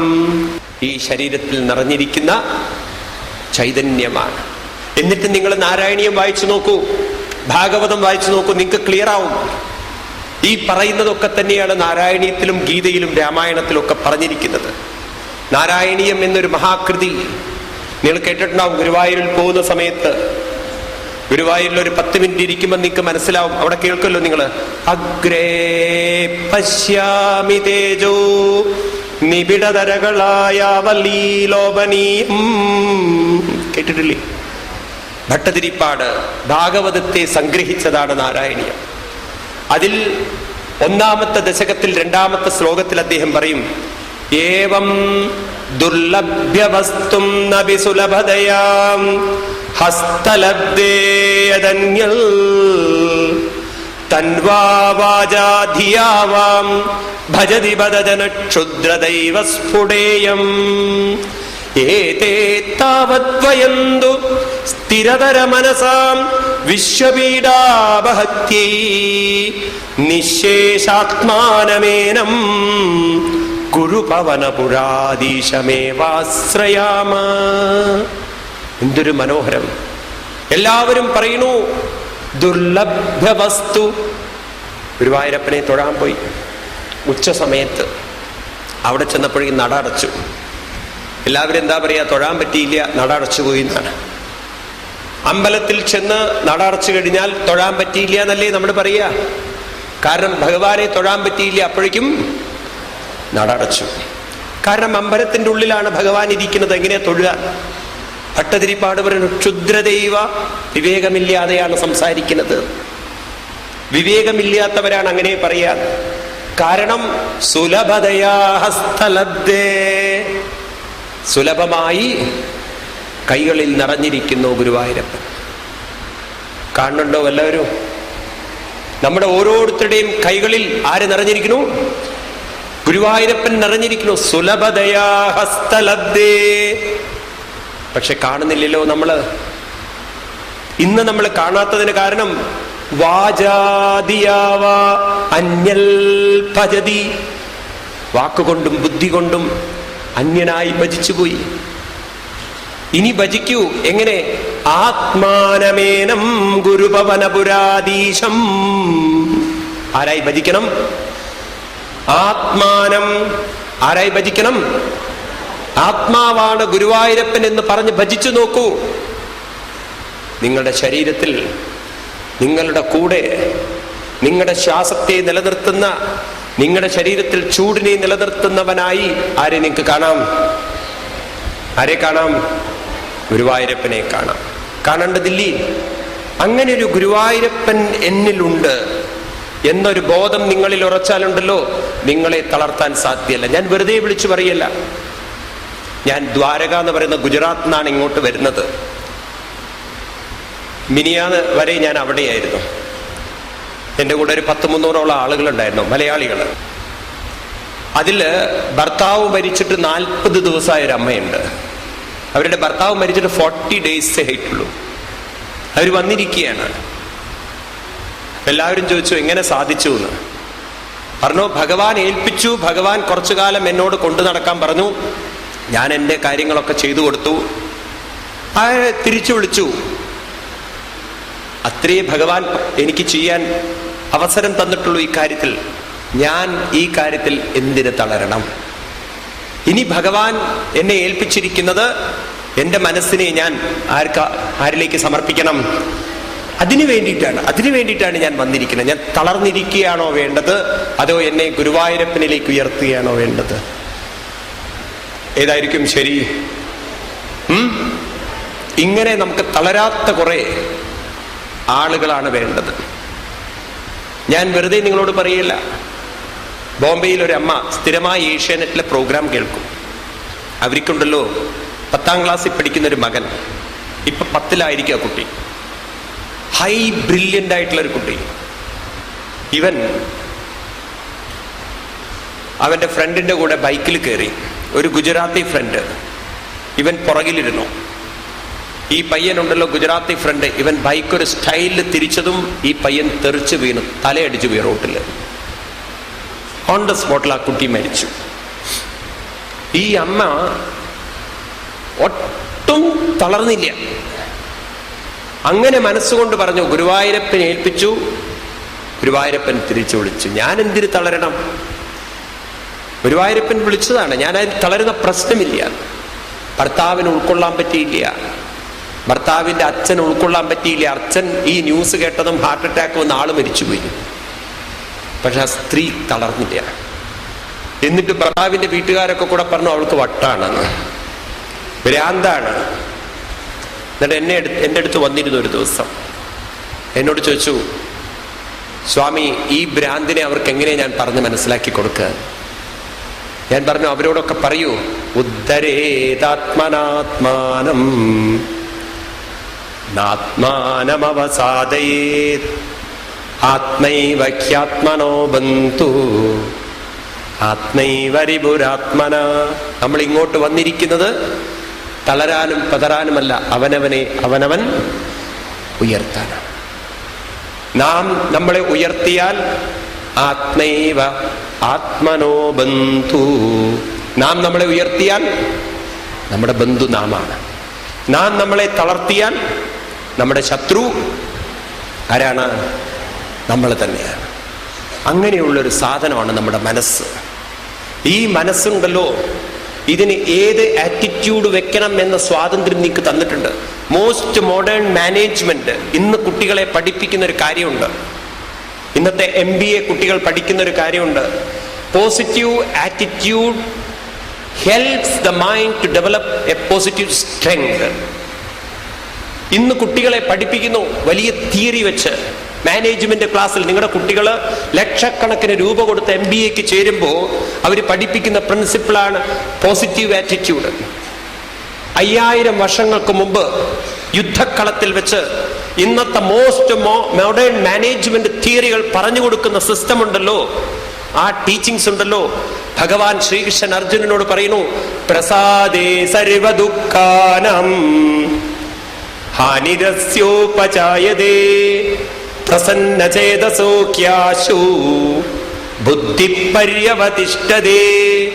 അർജുന, എന്ത് അനുഭവങ്ങൾ വരുമ്പോഴും ഇത് ഭഗവാന്റെ പ്രസാദം എന്നൊരു ആറ്റിറ്റ്യൂഡിൽ നീ കണ്ടു നോക്കൂ. നിന്നെ ഡിസ്റ്റർബ് ചെയ്യാൻ സിറ്റുവേഷന് സാധ്യമില്ല. പോസിറ്റീവ് ആറ്റിറ്റ്യൂഡ് പറഞ്ഞു കൊടുക്കുകയാണ് കൃഷ്ണൻ. ഇന്നത്തെ മോസ്റ്റ് മോഡേൺ മാനേജ്മെന്റ് തിയറി 5000 വർഷങ്ങൾക്ക് മുമ്പ് നമ്മുടെ ഭാരതത്തിലെ ഋഷീശ്വരന്മാര് ഭഗവാൻ ശ്രീകൃഷ്ണൻ അർജുനന് പറഞ്ഞു കൊടുക്കുന്നു. അൺഫോർച്ചുനേറ്റ്ലി നമ്മൾ കൃഷ്ണനെ ദൈവമായി കണ്ടുപോയി. നമ്മൾ കൃഷ്ണനെ ഒരു ഗുരുവായി കണ്ടിരുന്നുവെങ്കിൽ കൃഷ്ണന്റെ വാക്കുകൾ ഗീതയും ഭാഗവതവും നമ്മുടെ നിത്യജീവിതത്തിലേക്ക് കൊണ്ടുവരുമായിരുന്നു. വേദവ്യാസ മഹർഷി പറയുന്നത് കൃഷ്ണനെ കേവലം ഒരു ദൈവമായി കണ്ടിരിക്കരുത്, കൃഷ്ണനെ കാണേണ്ടത് ഒരു ഗുരുവിന്റെ രൂപത്തിൽ കാണും. വസുദേവസുതം ദേവം കംസചാണൂരമർദ്ദനം ദേവകീ പരമാനന്ദം കൃഷ്ണം വന്ദേ ജഗദ്ഗുരും. കൃഷ്ണന്റെ അച്ഛന്റെ സഹോദരി കുന്തി, അവർക്ക് വേണമെങ്കിൽ കൃഷ്ണനെ ശപിക്കാമായിരുന്നു. തന്റെ പുത്രനായ കർണനെ യുദ്ധത്തിന്റെ 17ാം ദിവസം കൊല്ലിക്കുന്നത് കൃഷ്ണനാണ്. യുദ്ധക്കളത്തിൽ തേർ ചക്രം താഴ്ന്നുപോയ സമയത്ത് കർണൻ അർജുനനോട് പറയുന്നുണ്ട്, മഹാഭാരത യുദ്ധ സന്ദർഭത്തില്, അർജുന യുദ്ധം ചെയ്യരുത്, തേരിന്റെ ചക്രം താഴ്ന്നു പോയിരിക്കുകയാണ്, ഈ സമയത്ത് എന്നെ കൊല്ലരുത്. ആ സമയത്താണ് കൃഷ്ണൻ ചോദിക്കുന്നത്, കർണ, ഇത്രയൊക്കെ നിനക്ക് യുദ്ധത്തിന്റെ ധർമ്മങ്ങൾ അറിയാലോ, പാഞ്ചാലി വസ്ത്രാക്ഷേപം ചെയ്യുന്ന സമയത്ത് നീ ധർമ്മം പറയുന്നത് കേട്ടില്ലല്ലോ. 12 വർഷം കാട്ടിലും 1 വർഷം അജ്ഞാതവാസവും കഴിഞ്ഞു വന്നാൽ രാഷ്ട്രം തിരിച്ചു കൊടുക്കാമെന്ന് പറഞ്ഞപ്പോ അന്ന് നീ ധർമ്മം പറയുന്നത് കേട്ടില്ലല്ലോ. അഭിമന്യുവിനെ ചതിച്ചു കൊല്ലുമ്പോ ധർമ്മം പറയുന്നത് കേട്ടില്ലല്ലോ. ഇപ്പോ മാത്രം നിനക്കൊരു ധർമ്മം എവിടുന്ന് വന്നു? അർജുനനോട് പറഞ്ഞു, കാത്തിരിക്കരുത്, ആയുധമെടുക്കൂ. കുന്തിക്കറിയാം കൃഷ്ണന് മാത്രമേ അറിയുള്ളൂ അർജുനനും കർണനും തന്റെ പുത്രനാണെന്ന്. തന്റെ പുത്രനെ അർജുനനെ കൊണ്ട് കൃഷ്ണനാണ് കൊല്ലിക്കുന്നത്. കുന്തിയെ കാണാൻ പോകുന്ന രംഗമുണ്ട് ഭാഗവതത്തില്. ആ അമ്മയ്ക്ക് വേണമെങ്കിൽ ശപിക്കാം. ഗാന്ധാരി ശപിച്ചു കൃഷ്ണനെ. ഗാന്ധാരിയുടെ ജീവിതത്തിലുണ്ടല്ലോ, കണ്ണുകെട്ടി നടന്നു, പുത്രന്മാര് വളരുന്നത് ശ്രദ്ധിച്ചില്ല.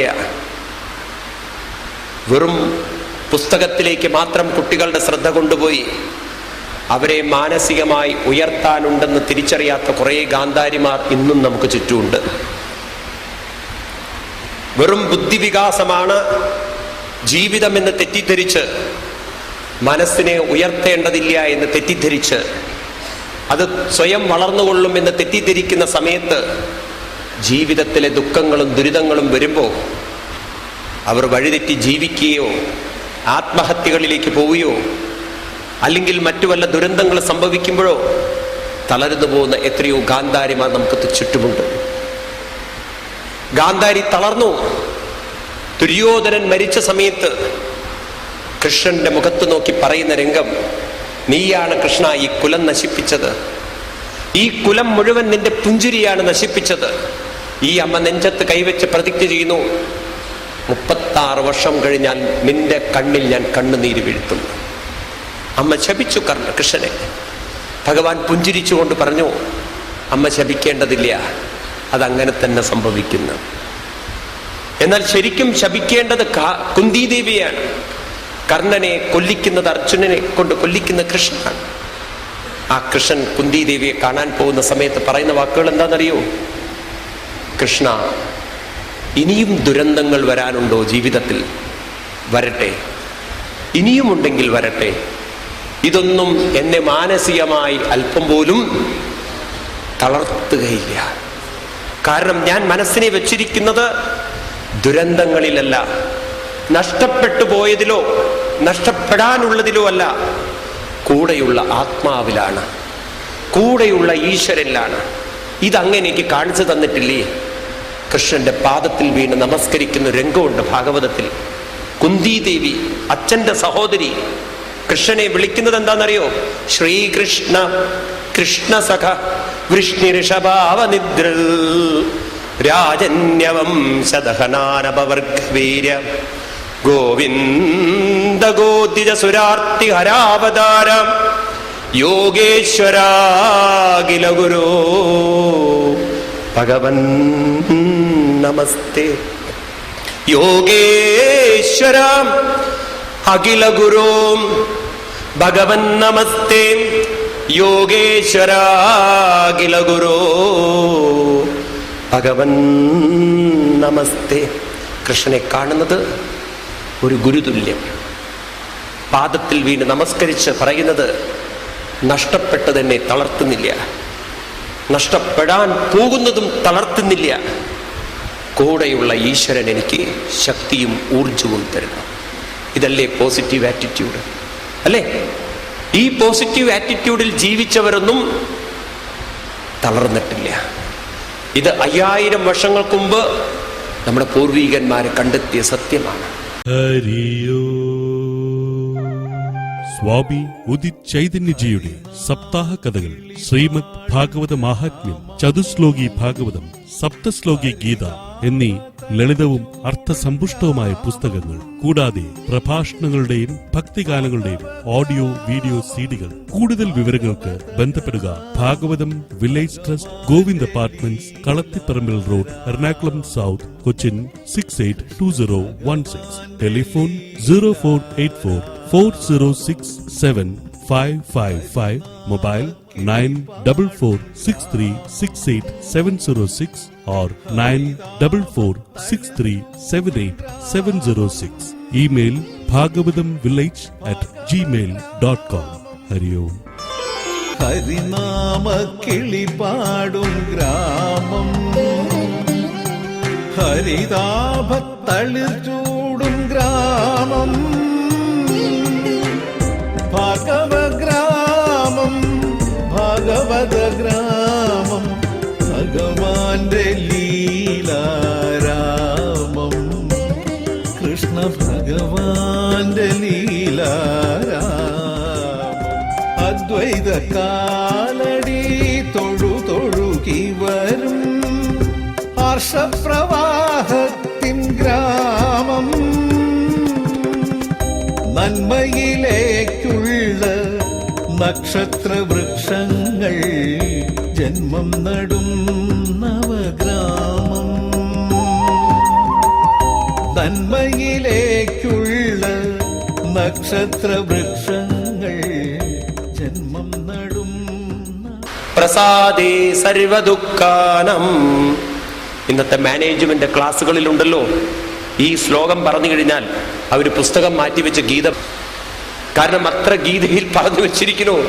നിങ്ങളൊന്ന് ആലോചിച്ച് നോക്കൂ, 5000 വർഷങ്ങൾക്ക് മുമ്പ് യൂണിവേഴ്സിറ്റികളില്ല, കോളേജുകളില്ല, സ്കൂളുകളില്ല, ഈ ലോകത്തിന്റെ ചരിത്രം തന്നെ തുടങ്ങിയിട്ടില്ല.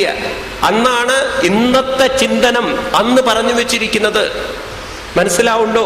നമ്മൾ ഗംഭീരന്മാരല്ലേ? അല്ലേ? ഇന്നത്തെ കുട്ടികൾ പഠിക്കുന്ന സാധനം, അന്നുള്ള സാധനം ഇന്ന് പറഞ്ഞു വെച്ചിരിക്കുന്നു. ഇന്ന് പറഞ്ഞു വെച്ചത് അന്ന് നമ്മുടെ പൂർവികന്മാർ പറഞ്ഞു വെച്ചിരിക്കുന്നു. എന്തൊരു ഗംഭീരം! ഈ യൂണിവേഴ്സ് ഒരു ചക്രമാണെന്നും എനർജിയിൽ നിന്ന് മാറ്റർ ഉണ്ടാവുന്നു, മാറ്റർ വീണ്ടും എനർജി ആവുന്നെന്നും ഇതൊരു യൂണിവേഴ്സൽ വീലാണെന്നും ഇന്നത്തെ ശാസ്ത്രജ്ഞന്മാര് പറയുമ്പോൾ കൃഷ്ണൻ പറയുന്ന വാക്കുകൾ എന്താ അറിയോ? ഏവം പ്രവർത്തിതം ചക്രം. ഇതൊരു ചക്രമെന്ന് എന്ത് ലാഘവത്തോടുകൂടി പറയുന്നത്?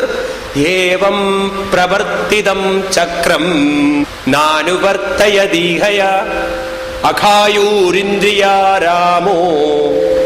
ഭോഗം പാർത്ഥ സജീവതി.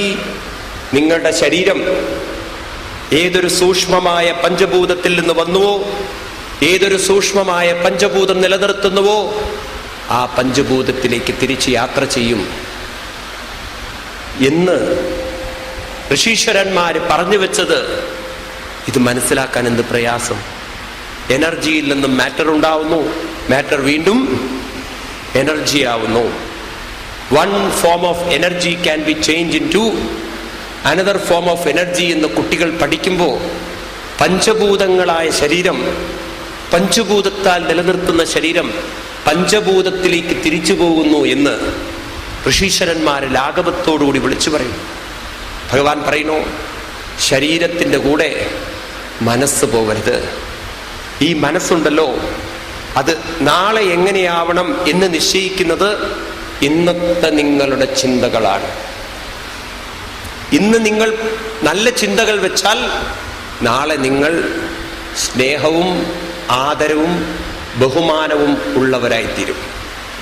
ഇന്ന് നിങ്ങൾ പരാതികളും ദുഃഖങ്ങളും വിഷമങ്ങളും പ്രയാസങ്ങളും ചിന്തിച്ചു കൊണ്ടിരുന്നാൽ, നിങ്ങളുടെ കയ്യിലില്ലാത്ത, നിങ്ങൾക്ക് നഷ്ടപ്പെട്ടു പോയ, മറ്റുള്ളവർക്കുള്ളതു മാത്രം ചിന്തിച്ച് നിങ്ങളിരുന്ന് ചിന്തിക്കാൻ തുടങ്ങിയാൽ നിങ്ങൾക്കിരുന്ന് ദുഃഖിക്കാം.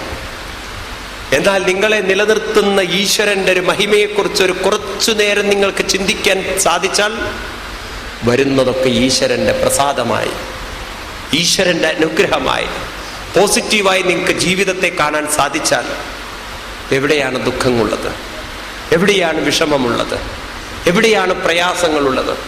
സ്വയം ഉയരൂ, മറ്റുള്ളവരെയും ഉയർത്തൂ.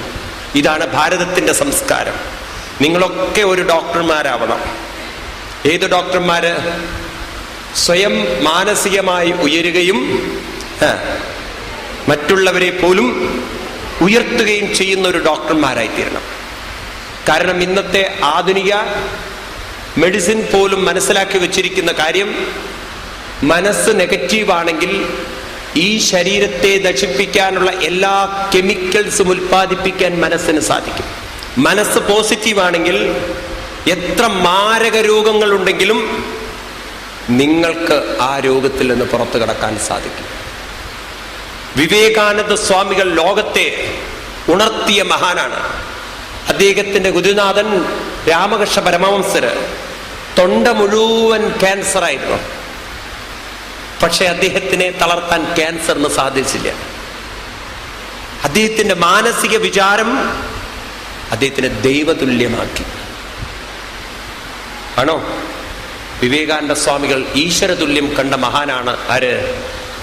രാമകൃഷ്ണ പരമഹംസർ. അതുകൊണ്ടല്ലേ രാമകൃഷ്ണ മിഷനിൽ നിങ്ങൾ പോയി നോക്കൂ, രാമകൃഷ്ണദേവന്റെ സ്റ്റാച്യു അവർ വെച്ചിരിക്കുന്നത് ഈശ്വരതുല്യം കാണുന്നു. അവര് ഈശ്വരതുല്യമായിത്തീരുന്നൊരു മഹാൻ. ക്യാൻസറിന് അദ്ദേഹത്തിന് തളർത്താൻ സാധിച്ചില്ല. കാരണം അദ്ദേഹത്തിന്റെ മനസ്സിൽ ക്യാൻസർ ഉണ്ടായിരുന്നില്ല. ക്യാൻസർ കേവലം ശരീരത്തിലായിരുന്നു. അദ്ദേഹത്തിന് മനസ്സിലായി, മനസ്സിലല്ല ക്യാൻസർ ഇരിക്കുന്നത്, ശരീരത്തിലാണ്. ആ പോസിറ്റീവ് ചിന്ത കൊണ്ടുണ്ടല്ലോ ക്യാൻസറിനെ അവിടെ പിടിച്ചു നിർത്താൻ അദ്ദേഹത്തിന് സാധിക്കും. നിങ്ങൾക്ക് അവിടെ പിടിച്ചു നിർത്താനുള്ള കഴിവ് നമ്മുടെ മനസ്സിലുണ്ട്.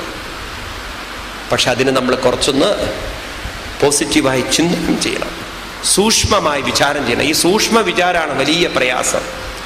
ഇത് ഒരിക്കലൊരു കണ്ണ് പൊട്ടനും അന്ധനല്ലേ, കണ്ണ് പൊട്ടനല്ലോ, അന്ധൻ, അദ്ദേഹത്തിന്റെ സുഹൃത്തും ഒരു വഴിയിലൂടെ നടന്നു പോകുമ്പോൾ ഒരു വീട്ടില് ഒരമ്മ കുട്ടിയെ എടുത്തിട്ടുണ്ട്. ആ കുട്ടി ഭയങ്കര കരച്ചില് എന്ന് പറഞ്ഞാൽ വഴിയിലൂടെ പോകുന്നവർക്ക് പോലും ഡിസ്റ്റർബൻസ്. അപ്പൊ ഈ കണ്ണ് കാണാത്തവൻ സുഹൃത്തിനോട് ചോദിച്ചു, എന്തിനാവോ ആ കുട്ടി ഇങ്ങനെ കരയണത്? അപ്പൊ ഉടനെ മറ്റവൻ പറഞ്ഞു അമ്മ അടിച്ചത് കൊണ്ടായിരിക്കുന്നു. കാരണം കുട്ടി എടുത്തിട്ടുണ്ടല്ലോ, സ്വാഭാവികമായിട്ട് അങ്ങനെയല്ലേ ചിന്തിക്കാം. ഉടനെ ഇദ്ദേഹം പറഞ്ഞു, കണ്ണു കാണാത്തവൻ പറഞ്ഞു, ഒന്നാ അമ്മയോട് പറയൂ കുട്ടി ഇങ്ങനെ അടിക്കരുതെന്ന്. അത്ര കരച്ചിൽ സഹിക്കാൻ പറ്റണില്ല. ഉടനെ തന്നെ സുഹൃത്ത് അവിടെ ചെന്നിട്ട് പറഞ്ഞു, നോക്കൂ കുട്ടി ഇങ്ങനെ അടിക്കരുത്, എന്താ ഇങ്ങനെ കുട്ടി അടിച്ചാൽ എന്തൊരു കരച്ചിലാണ്, നാട്ടുകാർക്ക് പോലും വിഷമം തോന്നണോ, ഈ നാട്ടുകാരെയൊക്കെ വിഷമിപ്പിച്ചിട്ട് ആ കുട്ടിയെ കരയിപ്പിച്ചിട്ട് എന്താ കാര്യം, അമ്മയല്ലേ ഇത്തിരി ഹൃദയം കാണിക്കൂ എന്നൊക്കെ പറഞ്ഞ് ഇദ്ദേഹം വലിയ തത്വോപദേശം. ഉടനെ അമ്മ പറഞ്ഞു, ഞാൻ കുട്ടിയെ തല്ലിയിട്ടാണ് കുട്ടി കരയണത്, ആര് പറഞ്ഞു, പിന്നെ എന്തിനാ കുട്ടി കരയണത് പറഞ്ഞു. കുട്ടി പാല് കുടിക്കുന്ന സമയത്ത് ആ പാല് മൂക്കിലേക്ക് കയറിപ്പോയി ഇത്രേ. അങ്ങനെ മൂക്കിലേക്ക് പാല് കയറിയതിന്റെ ഒരു വേദന കൊണ്ടാണ് കുട്ടി കരയണതെന്ന്, സഹിക്കാൻ പറ്റാത്ത വേദന.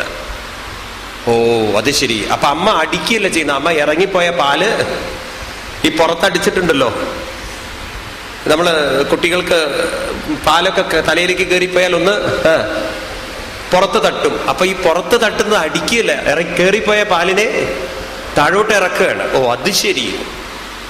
അപ്പൊ ഈ കണ്ണ് കാണാത്തവനോട് പറഞ്ഞു, അമ്മ തല്ലിയിട്ടല്ല കുട്ടി കരയണത്, പാല് മൂക്കിൽ പോയത് കൊണ്ടാണ്. ഈ അന്ധനുണ്ടോ പാല് കണ്ടിട്ട്? ഉടനെ ചോദിച്ചു, പാല് എന്ന് പറഞ്ഞാൽ എന്താന്ന് വെച്ചു. പാല് കണ്ടിട്ടില്ലല്ലോ ആള്. ഉടനെ കൂടെയുള്ളവൻ നോക്കുമ്പോ ഉണ്ട്, എങ്ങനെയാണ് ഈ പാലെന്ന് പറയുക. പെട്ടെന്ന് മനസ്സിൽ തോന്നിയത് പാല് എന്ന് പറഞ്ഞാൽ വെളുത്ത സാധനമാണ്, നല്ല സാധനമാണ് പറഞ്ഞു കൊടുക്കണത്. പാല് തന്നെ കണ്ടിട്ടില്ല, എന്നിട്ട് അവനോടാ പറഞ്ഞു കൊടുക്കണത് എന്ത്, വെളുത്ത സാധനം എന്ന്. ഉടനെ ചോദിച്ചു, ഈ വെളുപ്പ് പറഞ്ഞാൽ എന്താണ്?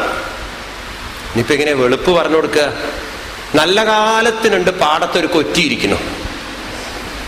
ഉടനെ പറഞ്ഞു, വെളുപ്പ് എന്ന് പറഞ്ഞാൽ കൊച്ചിയെ പോലെ ഇരിക്കുന്നത്. കേമായില്ലേ? ഉടനെ ചോദിച്ചു, കൊച്ചി പറഞ്ഞത് എങ്ങനെ ഇരിക്കുന്നത്? അതിന് ഈശ്വരൻ എങ്ങനെയാ പറഞ്ഞു കൊടുക്കുക? അപ്പൊ ഈ ബുദ്ധിയുള്ളവൻ അല്ലെ കണ്ണുള്ളവൻ തൻ്റെ നടുവിരൽ ഇങ്ങനെ കൂർപ്പിച്ച് എന്നിട്ട് കൈ ഇങ്ങനെ ഒടിച്ചു വെച്ചിട്ട് പറഞ്ഞു, കൊച്ചി ഇതുപോലെ ഇരിക്കും, തൊട്ടു നോക്കുക എന്ന്. അപ്പൊ അന്തൻ തൊട്ടു നോക്കിയിട്ട് പറയാണ്, ഈ സാധനം മൂക്കിൽ പോയ ആരാ കരയാത്തത് എന്ന്. എവിടെയപ്പോ കാര്യം എത്തിയത്? എന്താ മൂക്ക് പോയത്, എന്താ മനസ്സിലായത്? ഇതാണ് നമ്മളും ഈ ശാസ്ത്രത്തിൽ പറഞ്ഞതും തമ്മിലുള്ള വ്യത്യാസം. സൂക്ഷ്മതയിൽ നമ്മൾ ചിന്തിക്കുന്നില്ല. സൂക്ഷ്മതയിലേക്ക് ചിന്തിക്കൂ. ദിവസവും ഒരു 10 മിനിറ്റ് നേരം, എനിക്ക് നിങ്ങളോടുള്ള റിക്വസ്റ്റ് അതാണ്, കണ്ണടച്ച് ശ്വാസത്തിലേക്ക് ശ്രദ്ധിക്കൂ. മുഹുശ്വസൻ ഭക്തി ഹരേ ജഗൽപദേ നാരായണായേതി ആത്മഗതിർഗതത്രപ. പ്രഹ്ലാദൻ എന്ന് പറയുന്ന 5 വയസ്സുള്ള കുട്ടി പറഞ്ഞു തരുന്നു. ഒന്ന് കണ്ണടച്ച് ശ്വാസത്തെ ശ്രദ്ധിക്കൂ. ചോദിക്കൂ, ആരാണ് ഈ ശ്വാസത്തെ ശരീരത്തിൽ നിലനിർത്തുന്നത്? ശരീരമാണോ അതോ ഉള്ളിൽ നിറഞ്ഞിരിക്കുന്ന ചൈതന്യമാണോ? ചോദിക്കൂ നിങ്ങൾ. ഇതേപോലെ കണ്ണടച്ചുകൊണ്ട് ഈ ശരീരത്തിലെ ചൂടിനെ ഒന്ന് ഫീൽ ചെയ്തുകൊണ്ട് ചോദിക്കൂ, ആരാണ് ഈ ശരീരത്തിൽ ചൂടിനെ നിലനിർത്തുന്നത്? മനസ്സിൽ ഉത്തരം കണ്ടെത്തൂ. ആ ചൂടിനെ നിലനിർത്തുന്നത് ഉള്ളിൽ നിറഞ്ഞിരിക്കുന്ന ഈശ്വരനാണ്. ചിന്തകളിലേക്ക് ശ്രദ്ധിക്കൂ. ആരാണ് ഈ ചിന്തകളെ ശരീരത്തിൽ ചേർത്ത് വെച്ചിരിക്കുന്നത്? 5 വയസ്സുള്ള മറ്റൊരു കുട്ടി ധ്രുവൻ നമുക്ക് പറഞ്ഞ് മനസ്സിലാക്കി തരുന്നു. ഈ ശരീരത്തിൽ ചിന്തകളെ കൂട്ടിച്ചേർത്തിരിക്കുന്നത് യോന്ധ പ്രവിശ്യ മമ വാചമിമം പ്രസുപ്തം സഞ്ജീവയത്യഖില ശക്തിധര സ്വതാംനാം അന്യാം ചഹസ്തചരണ ശ്രവണത്വകാരിൻ പ്രാണാൻ നമോ ഭഗവതേ പുരുഷായ തുഭ്യം അന്തഃപ്രവിശ്യ സുപ്രസുപ്താം. ഉറങ്ങിക്കിടക്കുന്ന മനസ്സിനെ ആരാണോ ഉണർത്തി ഈ ശരീരത്തിൽ കൂട്ടിച്ചേർത്ത് നിലനിർത്തിയിരിക്കുന്നത്, അഖില ശക്തികളും തന്നെ അനുഗ്രഹിക്കുന്നത്, അന്യാം ച ഹസ്തചരണ ശ്രവണത്വകാദിൻ പ്രാണാൻ നമോ ഭഗവതേ പുരുഷായ തുഭ്യം. അത് തന്നെ പുരുഷൻ, അത് തന്നെ ഭഗവാൻ. ആ ഭഗവാനെ ഞാൻ നമസ്കരിക്കുന്നു. ഇന്ന് ദിവസവും 10 മിനിറ്റ് നേരം നിങ്ങളൊന്ന് പ്രാക്ടീസ് ചെയ്ത് നോക്കൂ. നിങ്ങളുടെ സ്ഥൂലമായ മനസ്സ് ആരിലേക്ക് വരും? സൂക്ഷ്മമായ ശക്തിയിൽ. അന്ന് നിങ്ങൾക്ക് മനസ്സിലാവും ഈ ദേഹം സ്ഥൂലമാണ്, മനസ്സ് സൂക്ഷ്മമാണ്. സൂക്ഷ്മമായ മനസ്സിനെയും സ്ഥൂലമായ ശരീരത്തെയും കൂട്ടിച്ചേർത്ത് നിലനിർത്തുന്നവനാണ് ഈശ്വരൻ എന്ന് നിങ്ങൾക്ക് മനസ്സിലാവും. അന്ന് നിങ്ങൾക്ക് നിങ്ങളോട് തന്നെ റെസ്പെക്റ്റ് വരും. നമുക്ക് നമ്മളെ ഒരു അട പോലെ കാണാൻ സാധിക്കും. അടയുണ്ടാക്കില്ലേ വീട്ടിൽ? ഏതട? ഇല കൊണ്ടുണ്ടാക്കുന്ന അടയുണ്ടല്ലോ, ഉള്ളിൽ നാളികേരവും ശർക്കരയൊക്കെ വെച്ചിട്ടുള്ളൊരു അടയുണ്ടല്ലോ. ആ അടയുണ്ടാക്കുന്ന സമയത്ത് അതിൽ പൊതിഞ്ഞിരിക്കുന്ന ഒരു ഇല വേണം അല്ലേ? പിന്നൊരു അരിമാവിൻ്റെ ഒരു അട, അതിനെല്ലാം മധുരമാക്കി തീർക്കുന്ന ശർക്കര. ഇതേപോലെ ഈ ശരീരമാകുന്ന ഇലയെയും ഇതിലുള്ള മനസ്സാകുന്ന അരിമാവിനെയും കൂട്ടിച്ചേർത്തിരിക്കുന്ന ശർക്കരയാകുന്ന മധുരമാണ് ഉള്ളിൽ നിറഞ്ഞിരിക്കുന്ന ഭഗവാനെന്ന് നിങ്ങൾക്ക് ബോധ്യം വരും. നമ്മൾ ഓരോരുത്തരും ഒരു അടയാണ്. ഉള്ളിൻ്റെ ഉള്ളിൽ മധുരമാണ്, പുറമേക്കാണ് നമ്മുടെ സ്വഭാവത്തിലൊക്കെ വൈകല്യങ്ങളുള്ളത്. അകത്തേക്ക് കടക്കുന്തോറും നമ്മൾ നല്ല നല്ല വ്യക്തികളാണ്.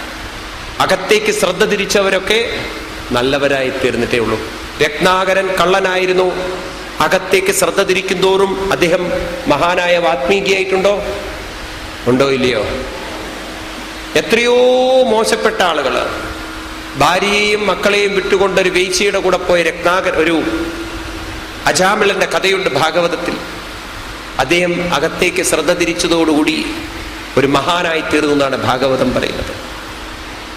ഒരു പാമ്പിനെ കഴുത്തിലിട്ട് മഹർഷിയെ അപമാനിച്ച് നിന്ദ്യനായിത്തീർന്ന പരീക്ഷത്ത് അകത്തേക്ക് ശ്രദ്ധ തിരിച്ചതോടുകൂടി അദ്ദേഹം പൂജിതരായി എന്നാണ് ഭാഗവതം പറയുന്നത്. ആണോ?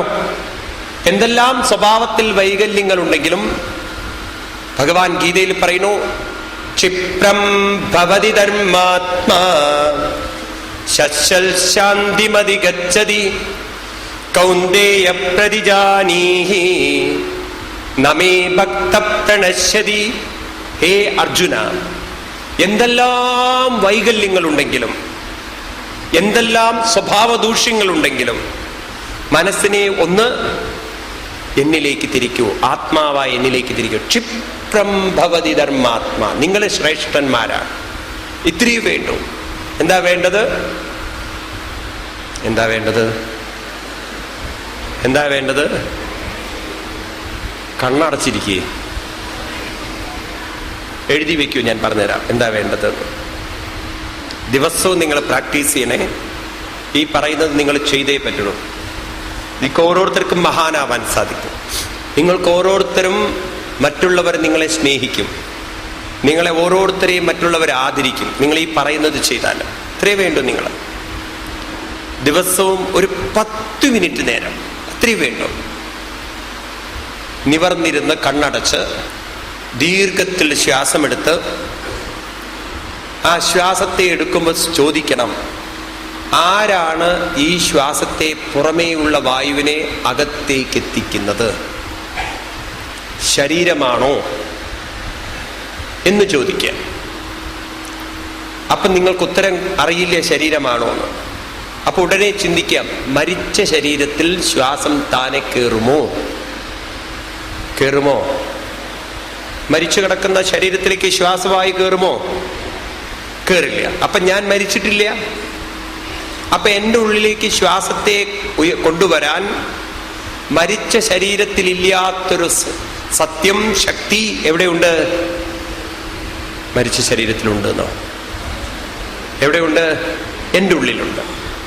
ഈ ശക്തി ഏതാണ്? എൻ്റെ ഉള്ളിൽ ഉള്ള ശക്തി ഏതാണ്? അപ്പൊ നമ്മൾ മനസ്സിൽ ഉത്തരം പറയണം. ഈ ശക്തിയാണ് ഋഷീശ്വരന്മാര് ചൈതന്യമെന്നും ആത്മാവെന്നും വിളിക്കുന്നത്. ഈ ആത്മാവിനെയാണ് ഭഗവാൻ, ഈശ്വരൻ എന്ന് വിളിക്കുന്നത്. അപ്പൊ എന്നെ നിലനിർത്തുന്നത് ആരാണ്?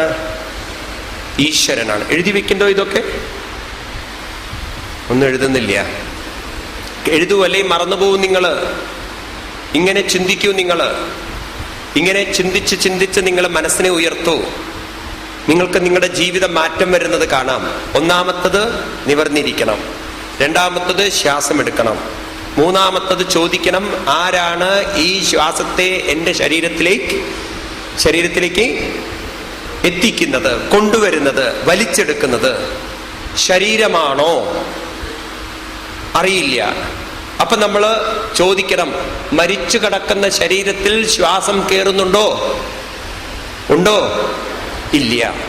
അപ്പൊ എൻ്റെ ശരീരത്തിൽ ശ്വാസം കയറുന്നുണ്ടെങ്കിൽ എൻ്റെ ശരീരത്തിലേക്ക് ശ്വാസത്തെ വലിച്ചെടുക്കുന്നത് ഉള്ളിൽ നിറഞ്ഞിരിക്കുന്ന ചൈതന്യമാണ്. ആണല്ലോ. ഈ ചൈതന്യത്തെയാണ് ഋഷീശ്വരന്മാര് ആത്മാവെന്നും ഈശ്വരനെന്നും ഭഗവാനെന്നും വിളിക്കുന്നത്. എങ്കിൽ എൻ്റെ കൂടെ എപ്പോഴും ഉള്ളതാരാണ്? ഭഗവാനാണ്. എന്നെ നിലനിർത്തുന്നതാരാണ്? ശ്വാസമുണ്ടെങ്കിലല്ലേ എനിക്ക് നിലനിൽപ്പുള്ളൂ. ആണോ? ആണോ അല്ലയോ? അപ്പൊ എന്നെ നിലനിർത്തുന്നതാരാണ്? എൻ്റെ പണമാണോ? ആണോ? എൻ്റെ സൗന്ദര്യമാണോ? എൻ്റെ ബന്ധങ്ങളാണോ? ഉറങ്ങിക്കിടക്കുന്ന ഒരാൾക്ക് എന്ത് പണത്തിൻ്റെ ചിന്തനമുണ്ട്, എന്ത് ബന്ധങ്ങളുടെ ചിന്തനമുണ്ട്? ഉണ്ടോ? അപ്പോഴും ഉള്ളിലേക്ക് ശ്വാസം കയറി വരുന്നു എങ്കിൽ അപ്പോഴും കൂടെയുള്ളതാരാണ്? ഈശ്വരനല്ലേ? എന്ന് നമ്മൾ ഒരു നിമിഷം ചിന്തിച്ചാൽ, എന്തെല്ലാം നഷ്ടപ്പെടുമ്പോഴും ഒരു കോർണറിൽ നമ്മുടെ മനസ്സ് നമ്മളോട് പറയും, നഷ്ടപ്പെടാത്ത ആരുണ്ട് കൂടെ? ഈശ്വരൻ. ഈ ചിന്തനമല്ലേ പോസിറ്റീവ് ചിന്തനം? ആണോ?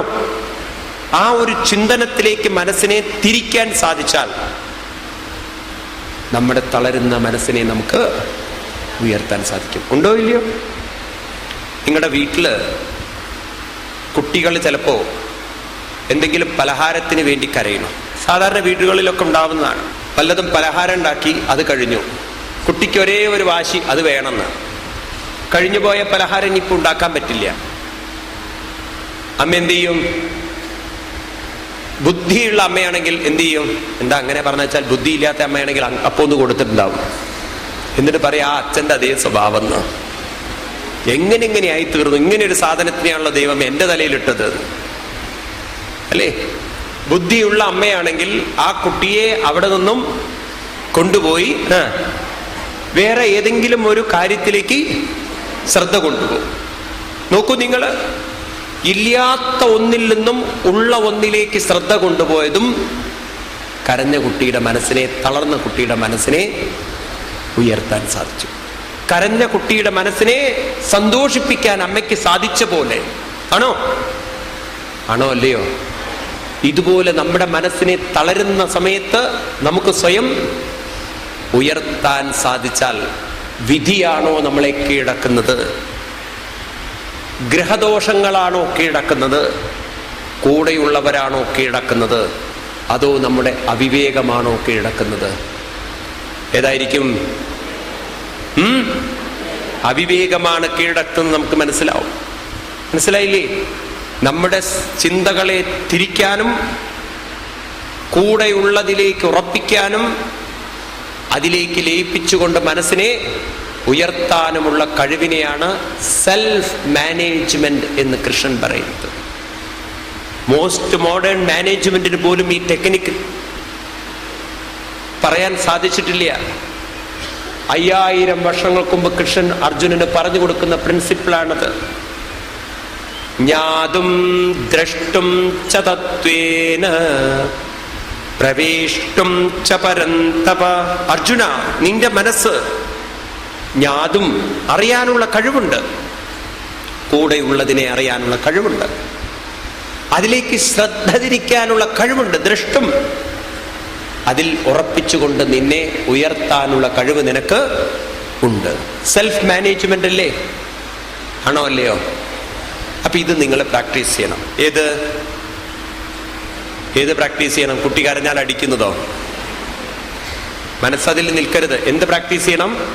കണ്ണടച്ചുകൊണ്ട് ശ്വാസത്തിലേക്ക് ശ്രദ്ധിച്ച്, ആരാണ് ഈ ശ്വാസത്തെ ഉള്ളിലേക്ക് എത്തിക്കുന്നത്.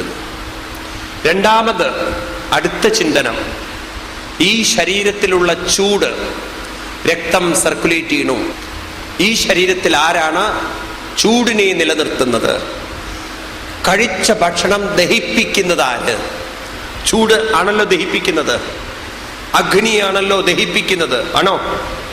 ആ ജഠരാഗ്നി ഈ ശരീരത്തിൽ നിലനിർത്തുന്നത് ആര്?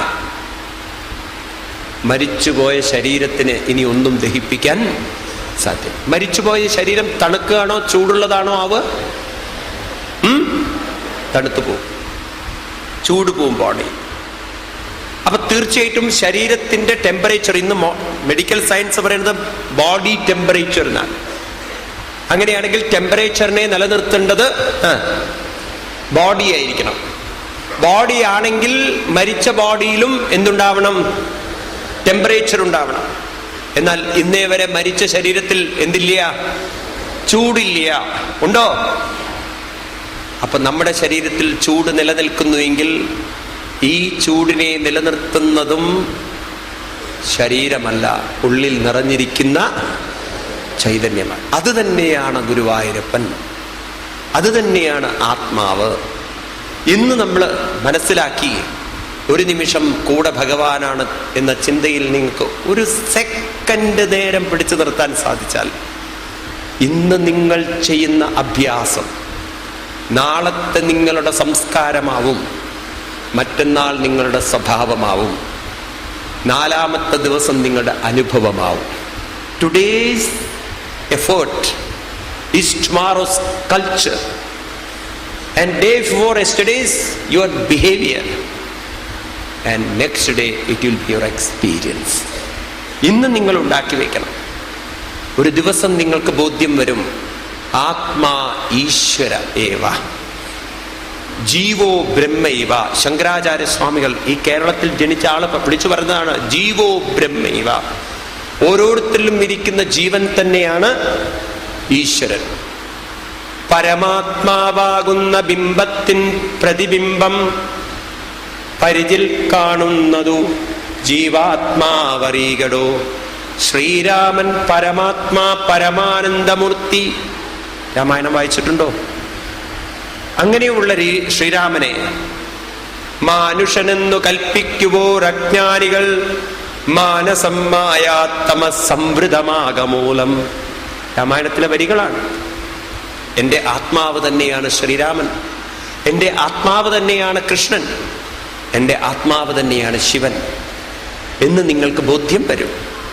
അന്ന് നിങ്ങളുടെ ജീവിതം ധന്യധന്യമായ ജീവിതമായി. അങ്ങനെ ഒരു 10 മിനിറ്റ് നേരം ദിവസവും നമ്മൾ പരിശ്രമിച്ചാൽ നമ്മുടെ ഋഷീശ്വരന്മാർ പറഞ്ഞ മഹത്തായൊരു അനുഭവത്തിലേക്ക് നിങ്ങൾ ഉയരും. ആത്മാവാണ് ഈശ്വരൻ. ഇത് ലോകത്തിൽ പറഞ്ഞത് നമ്മുടെ പൂർവികന്മാർ മാത്രമാണ്.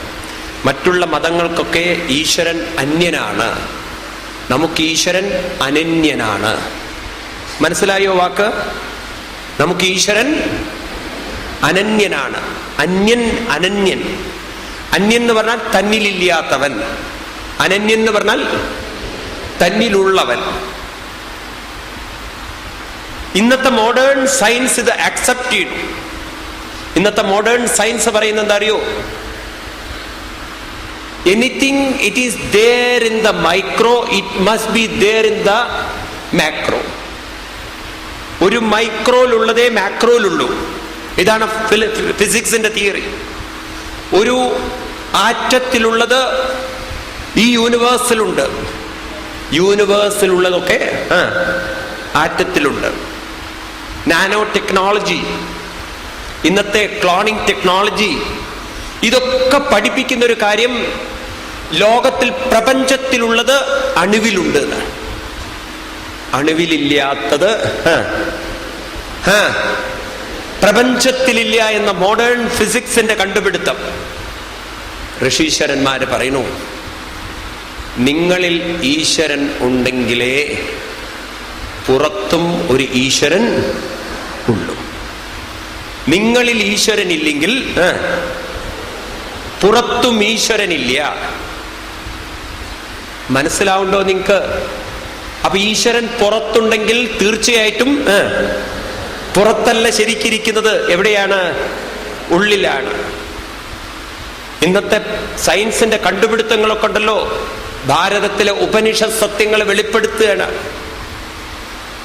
എത്ര ശതമാനം വെള്ളം ഭൂമിയിലുണ്ടോ അത്ര ശതമാനം വെള്ളം നമ്മുടെ ശരീരത്തിലുണ്ടെന്നാണ്.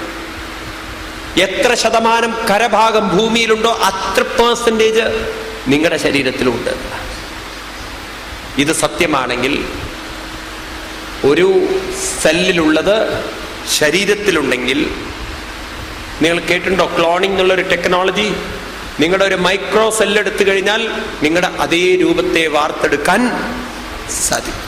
അതായത് നിങ്ങളുടെ ശരീരത്തിന്റെ മൊത്തം ബിഹേവിയർ ഒരു മൈന്യൂട്ടായിട്ടുള്ള സെല്ലിലുമുണ്ട്. ശരിയാണോ പറയുന്നത്? കേട്ടിട്ടുണ്ടോ ഇതൊക്കെ? ആണെങ്കിൽ ഈശ്വരൻ നിങ്ങളിലുണ്ടെങ്കിലേ കൂടെ വരുന്നില്ല. നിങ്ങളിലുണ്ടെങ്കിലേ എവിടെയുള്ളൂ? പുറത്തുമുള്ളൂ. നിങ്ങളിലില്ലെങ്കിൽ എവിടെയില്ല? പുറത്തുമില്ല.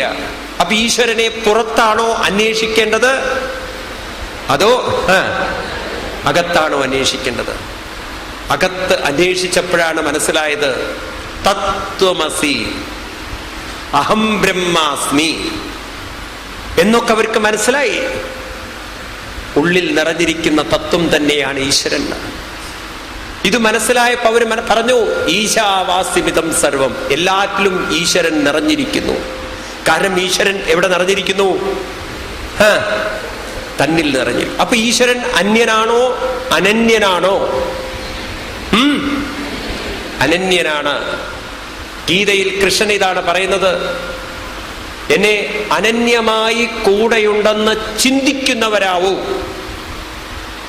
അനന്യാ ചിന്തയന്തോ മാം യേ ജനാ പര്യുപാസതേ തേഷാം നിത്യാഭിയുക്താനാം യോഗക്ഷേമം വഹാമ്യഹം ഭക്ത്യാ ത്വനന്യയാ ശക്യ അഹമേവം വിദുർജുന ജ്ഞാതും ദ്രഷ്ടും ച തത്വേന പ്രവേഷ്ടും ച പരന്തപ.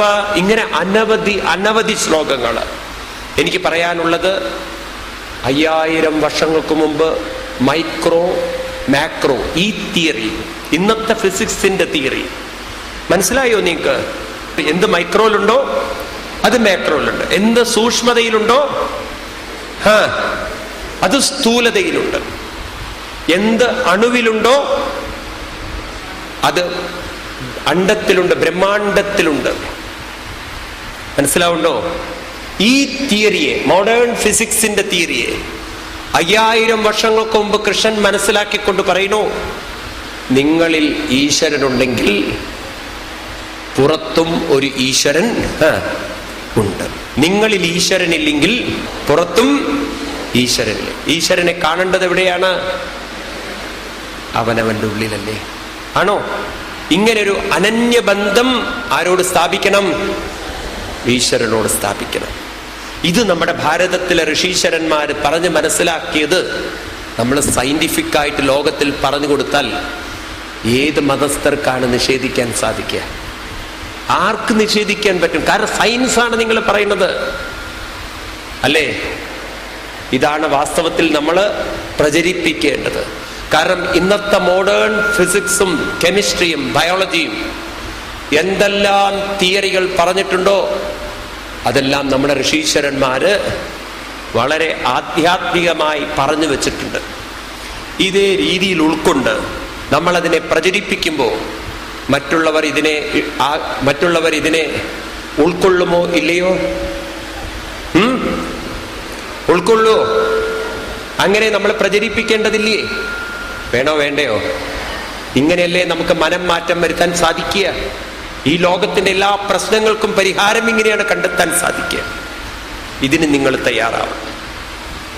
അതിന് നമ്മൾ ഈ 10 മിനിറ്റ് നേരം നിങ്ങൾ ദിവസവും പരിശ്രമിക്കൂ.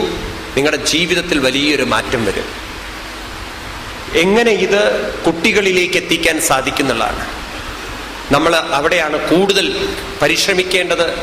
കാരണം ഇന്നത്തെ കാലഘട്ടത്തിൽ വിദ്യാഭ്യാസം അത് വളരെയധികം യാന്ത്രികമായി കൊണ്ടിരിക്കുന്ന കാലം. ബൈഹാർട്ട് പഠിപ്പിച്ചുകൊണ്ട് കുട്ടികൾക്ക് ടെൻഷനും അസ്വസ്ഥതകളും വരുത്തി 10-35 വയസ്സാകുമ്പോഴേക്കും അവർക്ക് ഷുഗറും മൈഗ്രെയിനും എല്ലാ രോഗങ്ങളും വരുത്തി കൊടുക്കുന്ന ഒരു സംസ്കാരം. ഒരു വശത്ത് മാനസികമായി ഉയർന്ന മാർക്ക് കിട്ടിയിട്ടില്ലെങ്കിൽ തളർന്നുപോയി ആത്മഹത്യയിലേക്ക് തിരിയുന്ന ഒരു സംസ്കാരം. അവിടെയാണ് നമുക്ക് ഈ സംസ്കാരം കുട്ടികളിലേക്ക് പറഞ്ഞു കൊടുക്കേണ്ടത്. വേണ്ടേ? ഇന്ന് കുട്ടികളുടെ ഇടയിൽ ഞാൻ ബറോഡയിൽ പോയ സമയത്ത് എന്നെ ഒരു സ്കൂളിൽ കൊണ്ടുപോയി. അപ്പൊ അവിടുത്തെ മെയിൻ പ്രശ്നം എന്താന്ന് വെച്ചാൽ സൂയിസൈഡ് വളരെ കൂടുതലാണ് കുട്ടികളുടെ ഇടയിൽ. 10ാം ക്ലാസ്സിലും 12ലും പഠിക്കുന്ന കുട്ടികൾക്ക്. അപ്പൊ എന്നോട് പറഞ്ഞു, സ്വാമി അവിടെ പോയിട്ട് കുട്ടികൾക്ക് ഇതൊന്ന് പറഞ്ഞു കൊടുക്കണം, സൂയിസൈഡിനെ കുറിച്ച് പറഞ്ഞു കൊടുക്കണം. ഞാൻ പറഞ്ഞു, എനിക്ക് അറിയില്ല ഇത് പറഞ്ഞു കൊടുക്കാൻ. സൂയിസൈഡ് എങ്ങനെ ചെയ്യാന്ന് എനിക്ക് അറിയില്ല. അല്ല, സൂയിസൈഡ് എങ്ങനെ ചെയ്യരുത് എന്നുള്ള പറഞ്ഞു കൊടുക്കണം. അപ്പോ എന്റെ മനസ്സിൽ വന്നത് ഇതാണ്, പാവം കുട്ടികൾ സൂയിസൈഡ് ചെയ്യാൻ കാരണം അവർക്ക് കോൺഫിഡൻസ് നഷ്ടപ്പെടുന്ന സമയത്ത് എന്താണ് ചെയ്യേണ്ടതെന്ന് അറിയില്ല. ഒരു വശത്ത് അച്ഛനും അമ്മയും അവരിൽ ഒരുപാട് പ്രതീക്ഷകൾ വെക്കുമ്പോൾ ആ പ്രതീക്ഷയ്ക്കനുസരിച്ച് ഉയരാൻ പറ്റിയിട്ടില്ലെങ്കിൽ പാവം തളർന്നു പോകുന്ന കുട്ടികൾ. അതിനേക്കാളും കഷ്ടം കൂടെയുള്ള കുട്ടികളാണ്. എനിക്ക് മദ്രാസിലൊരു കുട്ടിയെ കൗൺസിലിംഗ് ചെയ്യേണ്ടി വന്നു. പാരൻസ് കൊണ്ടുവന്നാണ്. കാരണം എന്താണെന്ന് വെച്ചാൽ ഈ കുട്ടി 12th പഠിക്കുന്ന സമയത്ത് എൻട്രൻസ് എക്സാമിനേഷന്റെ മുമ്പ് അവളുടെ കൂട്ടത്തിലുള്ള ഒരു കുട്ടി പറഞ്ഞു, ഇന്നലത്തെ പരീക്ഷ വളരെ മോശമായിരുന്നു, എനിക്കറിയില്ല നാളെ എങ്ങനെ പെർഫോം ചെയ്യാൻ പറ്റുന്ന. അമ്മ പറയണു ഞാൻ മെഡിസിന് അഡ്മിഷൻ മേടിച്ചിരിക്കണം, അച്ഛനും അത് തന്നെ പറയണു, എനിക്ക് തോന്നുന്നില്ല ഞാൻ റാങ്കിലേക്ക് വരുന്ന, ഭയങ്കര തലവേദന, ഞാൻ പോയി കിടക്കണു. അപ്പൊ കൂടെയുള്ള കുട്ടികൾ പറഞ്ഞു, ശരി എന്നാ റെസ്റ്റ് എടുത്തോളൂ. അവളുടെ ഏറ്റവും ഇഷ്ടപ്പെട്ട കൂട്ടുകാരി ഹോസ്റ്റൽ റൂമിലേക്ക് കടക്കുമ്പോൾ വാതിൽ തുറന്ന സമയത്ത് തല തട്ടി എന്താണെന്ന് ലൈറ്റിട്ട് നോക്കുമ്പോൾ തൂങ്ങിക്കിടക്കുന്ന കുട്ടിയുടെ കാലുകളിലാണ്. ആലോചിച്ചു നോക്കുക സിറ്റുവേഷൻ. തൻ്റെ ഫ്രണ്ട് മരിച്ച് ഈ ചിന്ത തന്നെ മനസ്സിൽ, ഭയങ്കര പേടി. ആലോചിച്ച് നോക്കൂ, ആരാണ് ഉത്തരവാദി? ഇന്നത് കൂടിക്കൂടി വരണു. നമ്മുടെ കുട്ടികളിലേക്ക് മാനസികമായി ഉയർത്താനുള്ള ആത്മീയത കൊണ്ടുവരേണ്ട കാലഘട്ടമാണത്. ഒരു വിഷയം തോറ്റുപോയാലും സാരമില്ല, ഇനിയും എനിക്ക് ഉയരാൻ സാധിക്കും. എന്തൊരു ഗംഭീരതയാണ് കൃഷ്ണൻ പറഞ്ഞു കൊടുക്കുന്നതെന്നറിയോ? കർമ്മണ്യേവാധികാരസ്തേ മാ ഫലേഷു കദാചന മാ കർമ്മഫലഹേതുർഭൂ മാതേ സങ്കോസ്ത കർമ്മണി. എനിക്ക് തോന്നാറുണ്ട് കുട്ടികളെ പഠിപ്പിക്കേണ്ട ശ്ലോകമാണ്. കുട്ടികൾക്കുള്ള ഒരു മാനേജ്മെന്റാണ് കൃഷ്ണൻ പറഞ്ഞു തരുന്നത്. കർമ്മണി ഏവ അധികാരം. ഇനിയും ഇനിയും പലതും നേടിയെടുക്കാൻ, കർമ്മത്തിലൂടെ നേടിയെടുക്കാൻ സാധിക്കും, കഴിവുണ്ട് നമുക്ക്. മാ ഫലേഷു കഥാചന. നഷ്ടപ്പെട്ടു പോയതിനെ കുറിച്ച്, സംഭവിച്ചു പോയതിനെ കുറിച്ചിരുന്ന് ദുഃഖിച്ച് തളരരുത്. നഷ്ടപ്പെട്ടത് വീണ്ടെടുക്കാൻ സാധിക്കില്ല, ഇനിയും പലതും വീണ്ടെടുക്കാൻ സാധിക്കും. ഫലം പ്രതീക്ഷിക്കരുതെന്നല്ല പറയുന്നത്. ഫലം അനുകൂലമല്ലെങ്കിൽ ആ നഷ്ടത്തിൽ തളരുകയല്ല വേണ്ടത്. ആ നഷ്ടം ഒരു പാഠമാക്കി വീണ്ടും ഉയരാൻ ശ്രമിക്കുകയാണ് വേണ്ടത് എന്ന് കുട്ടികളിലേക്ക് പറഞ്ഞു കൊടുത്താൽ, ഓക്കെ പരാജയപ്പെട്ടു, ഞാൻ എന്തിന് തളരണം, ഇനിയും എനിക്ക് നേടിയെടുക്കാൻ സാധിക്കുമല്ലോ എന്നൊരു ചിന്ത ആ കുട്ടിയുടെ ഉള്ളിൽ വന്നാൽ ആത്മഹത്യാ ചിന്ത വരുമോ? 5000 വർഷങ്ങൾക്ക് മുമ്പ് നമ്മുടെ കൃഷ്ണൻ ഇതൊക്കെ പറഞ്ഞു വെച്ചിരിക്കുന്നു. ഇതൊക്കെ നമ്മുടെ കാലഘട്ടത്തിൽ കുട്ടികളിലേക്ക് കൊണ്ടുവരാൻ നമുക്ക് സാധിച്ചാൽ നിങ്ങൾ വലിയ ഡോക്ടർമാരാണ്. നിങ്ങൾ മനസ്സിനെ ചികിത്സിക്കുന്ന ഡോക്ടർമാരാവും. തളരുന്ന മനസ്സിനെ ഉയർത്തുന്ന ഡോക്ടർമാരാവണം. വൈദ്യോ നാരായണോ ഹരി. നിങ്ങൾ ഓരോരുത്തരും വൈദ്യന്മാരായിത്തീരണം. അങ്ങനെ നമുക്ക് സ്വയം ഉയർന്നും മറ്റുള്ളവരെ ഉയർത്തിയും ഒരു മഹാ സംസ്കാരത്തിൻ്റെ, ധന്യ സംസ്കാരത്തിൻ്റെ ജീവിതം കെട്ടിപ്പടുക്കാൻ സാധിക്കട്ടെ എന്ന് പ്രാർത്ഥിക്കുകയാണ്. അതിൻ്റെ ഒരു പരിശ്രമമായിട്ട് പല പ്രയത്നങ്ങൾ ഞങ്ങൾ ചെയ്യുന്നുണ്ട്.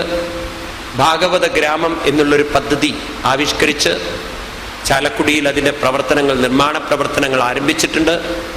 അവിടുത്തെ മെയിൻ ഉദ്ദേശം എന്താണെന്ന് വെച്ചാൽ, ഇന്നത്തെ സയൻറ്റിഫിക്കായ രീതിയിൽ നമ്മുടെ പുരാണങ്ങൾ എങ്ങനെയാണ് മനസ്സിലാക്കേണ്ടത്, ഇന്നത്തെ ശാസ്ത്രം പറഞ്ഞത് 5000 വർഷങ്ങൾക്ക് മുമ്പ് കൃഷ്ണൻ പറഞ്ഞതും ഉപനിഷത്തിൽ പറഞ്ഞതും വേദത്തിൽ പറഞ്ഞതും ഭാഗവതത്തിൽ പറഞ്ഞതും എങ്ങനെ ലളിതമായി മനസ്സിലാക്കി നമ്മുടെ ജീവിതത്തെ നമുക്ക് ഉയർത്തിക്കൊണ്ടുവരാൻ സാധിക്കും എന്നത് പഠിക്കാനും പഠിപ്പിക്കാനുമുള്ളൊരു കേന്ദ്രമായി അവിടെ ആരംഭിച്ചിരിക്കുന്നു. അതിൻ്റെ നിർമ്മാണ പ്രവർത്തനങ്ങൾ തുടങ്ങിയിട്ടുണ്ട്.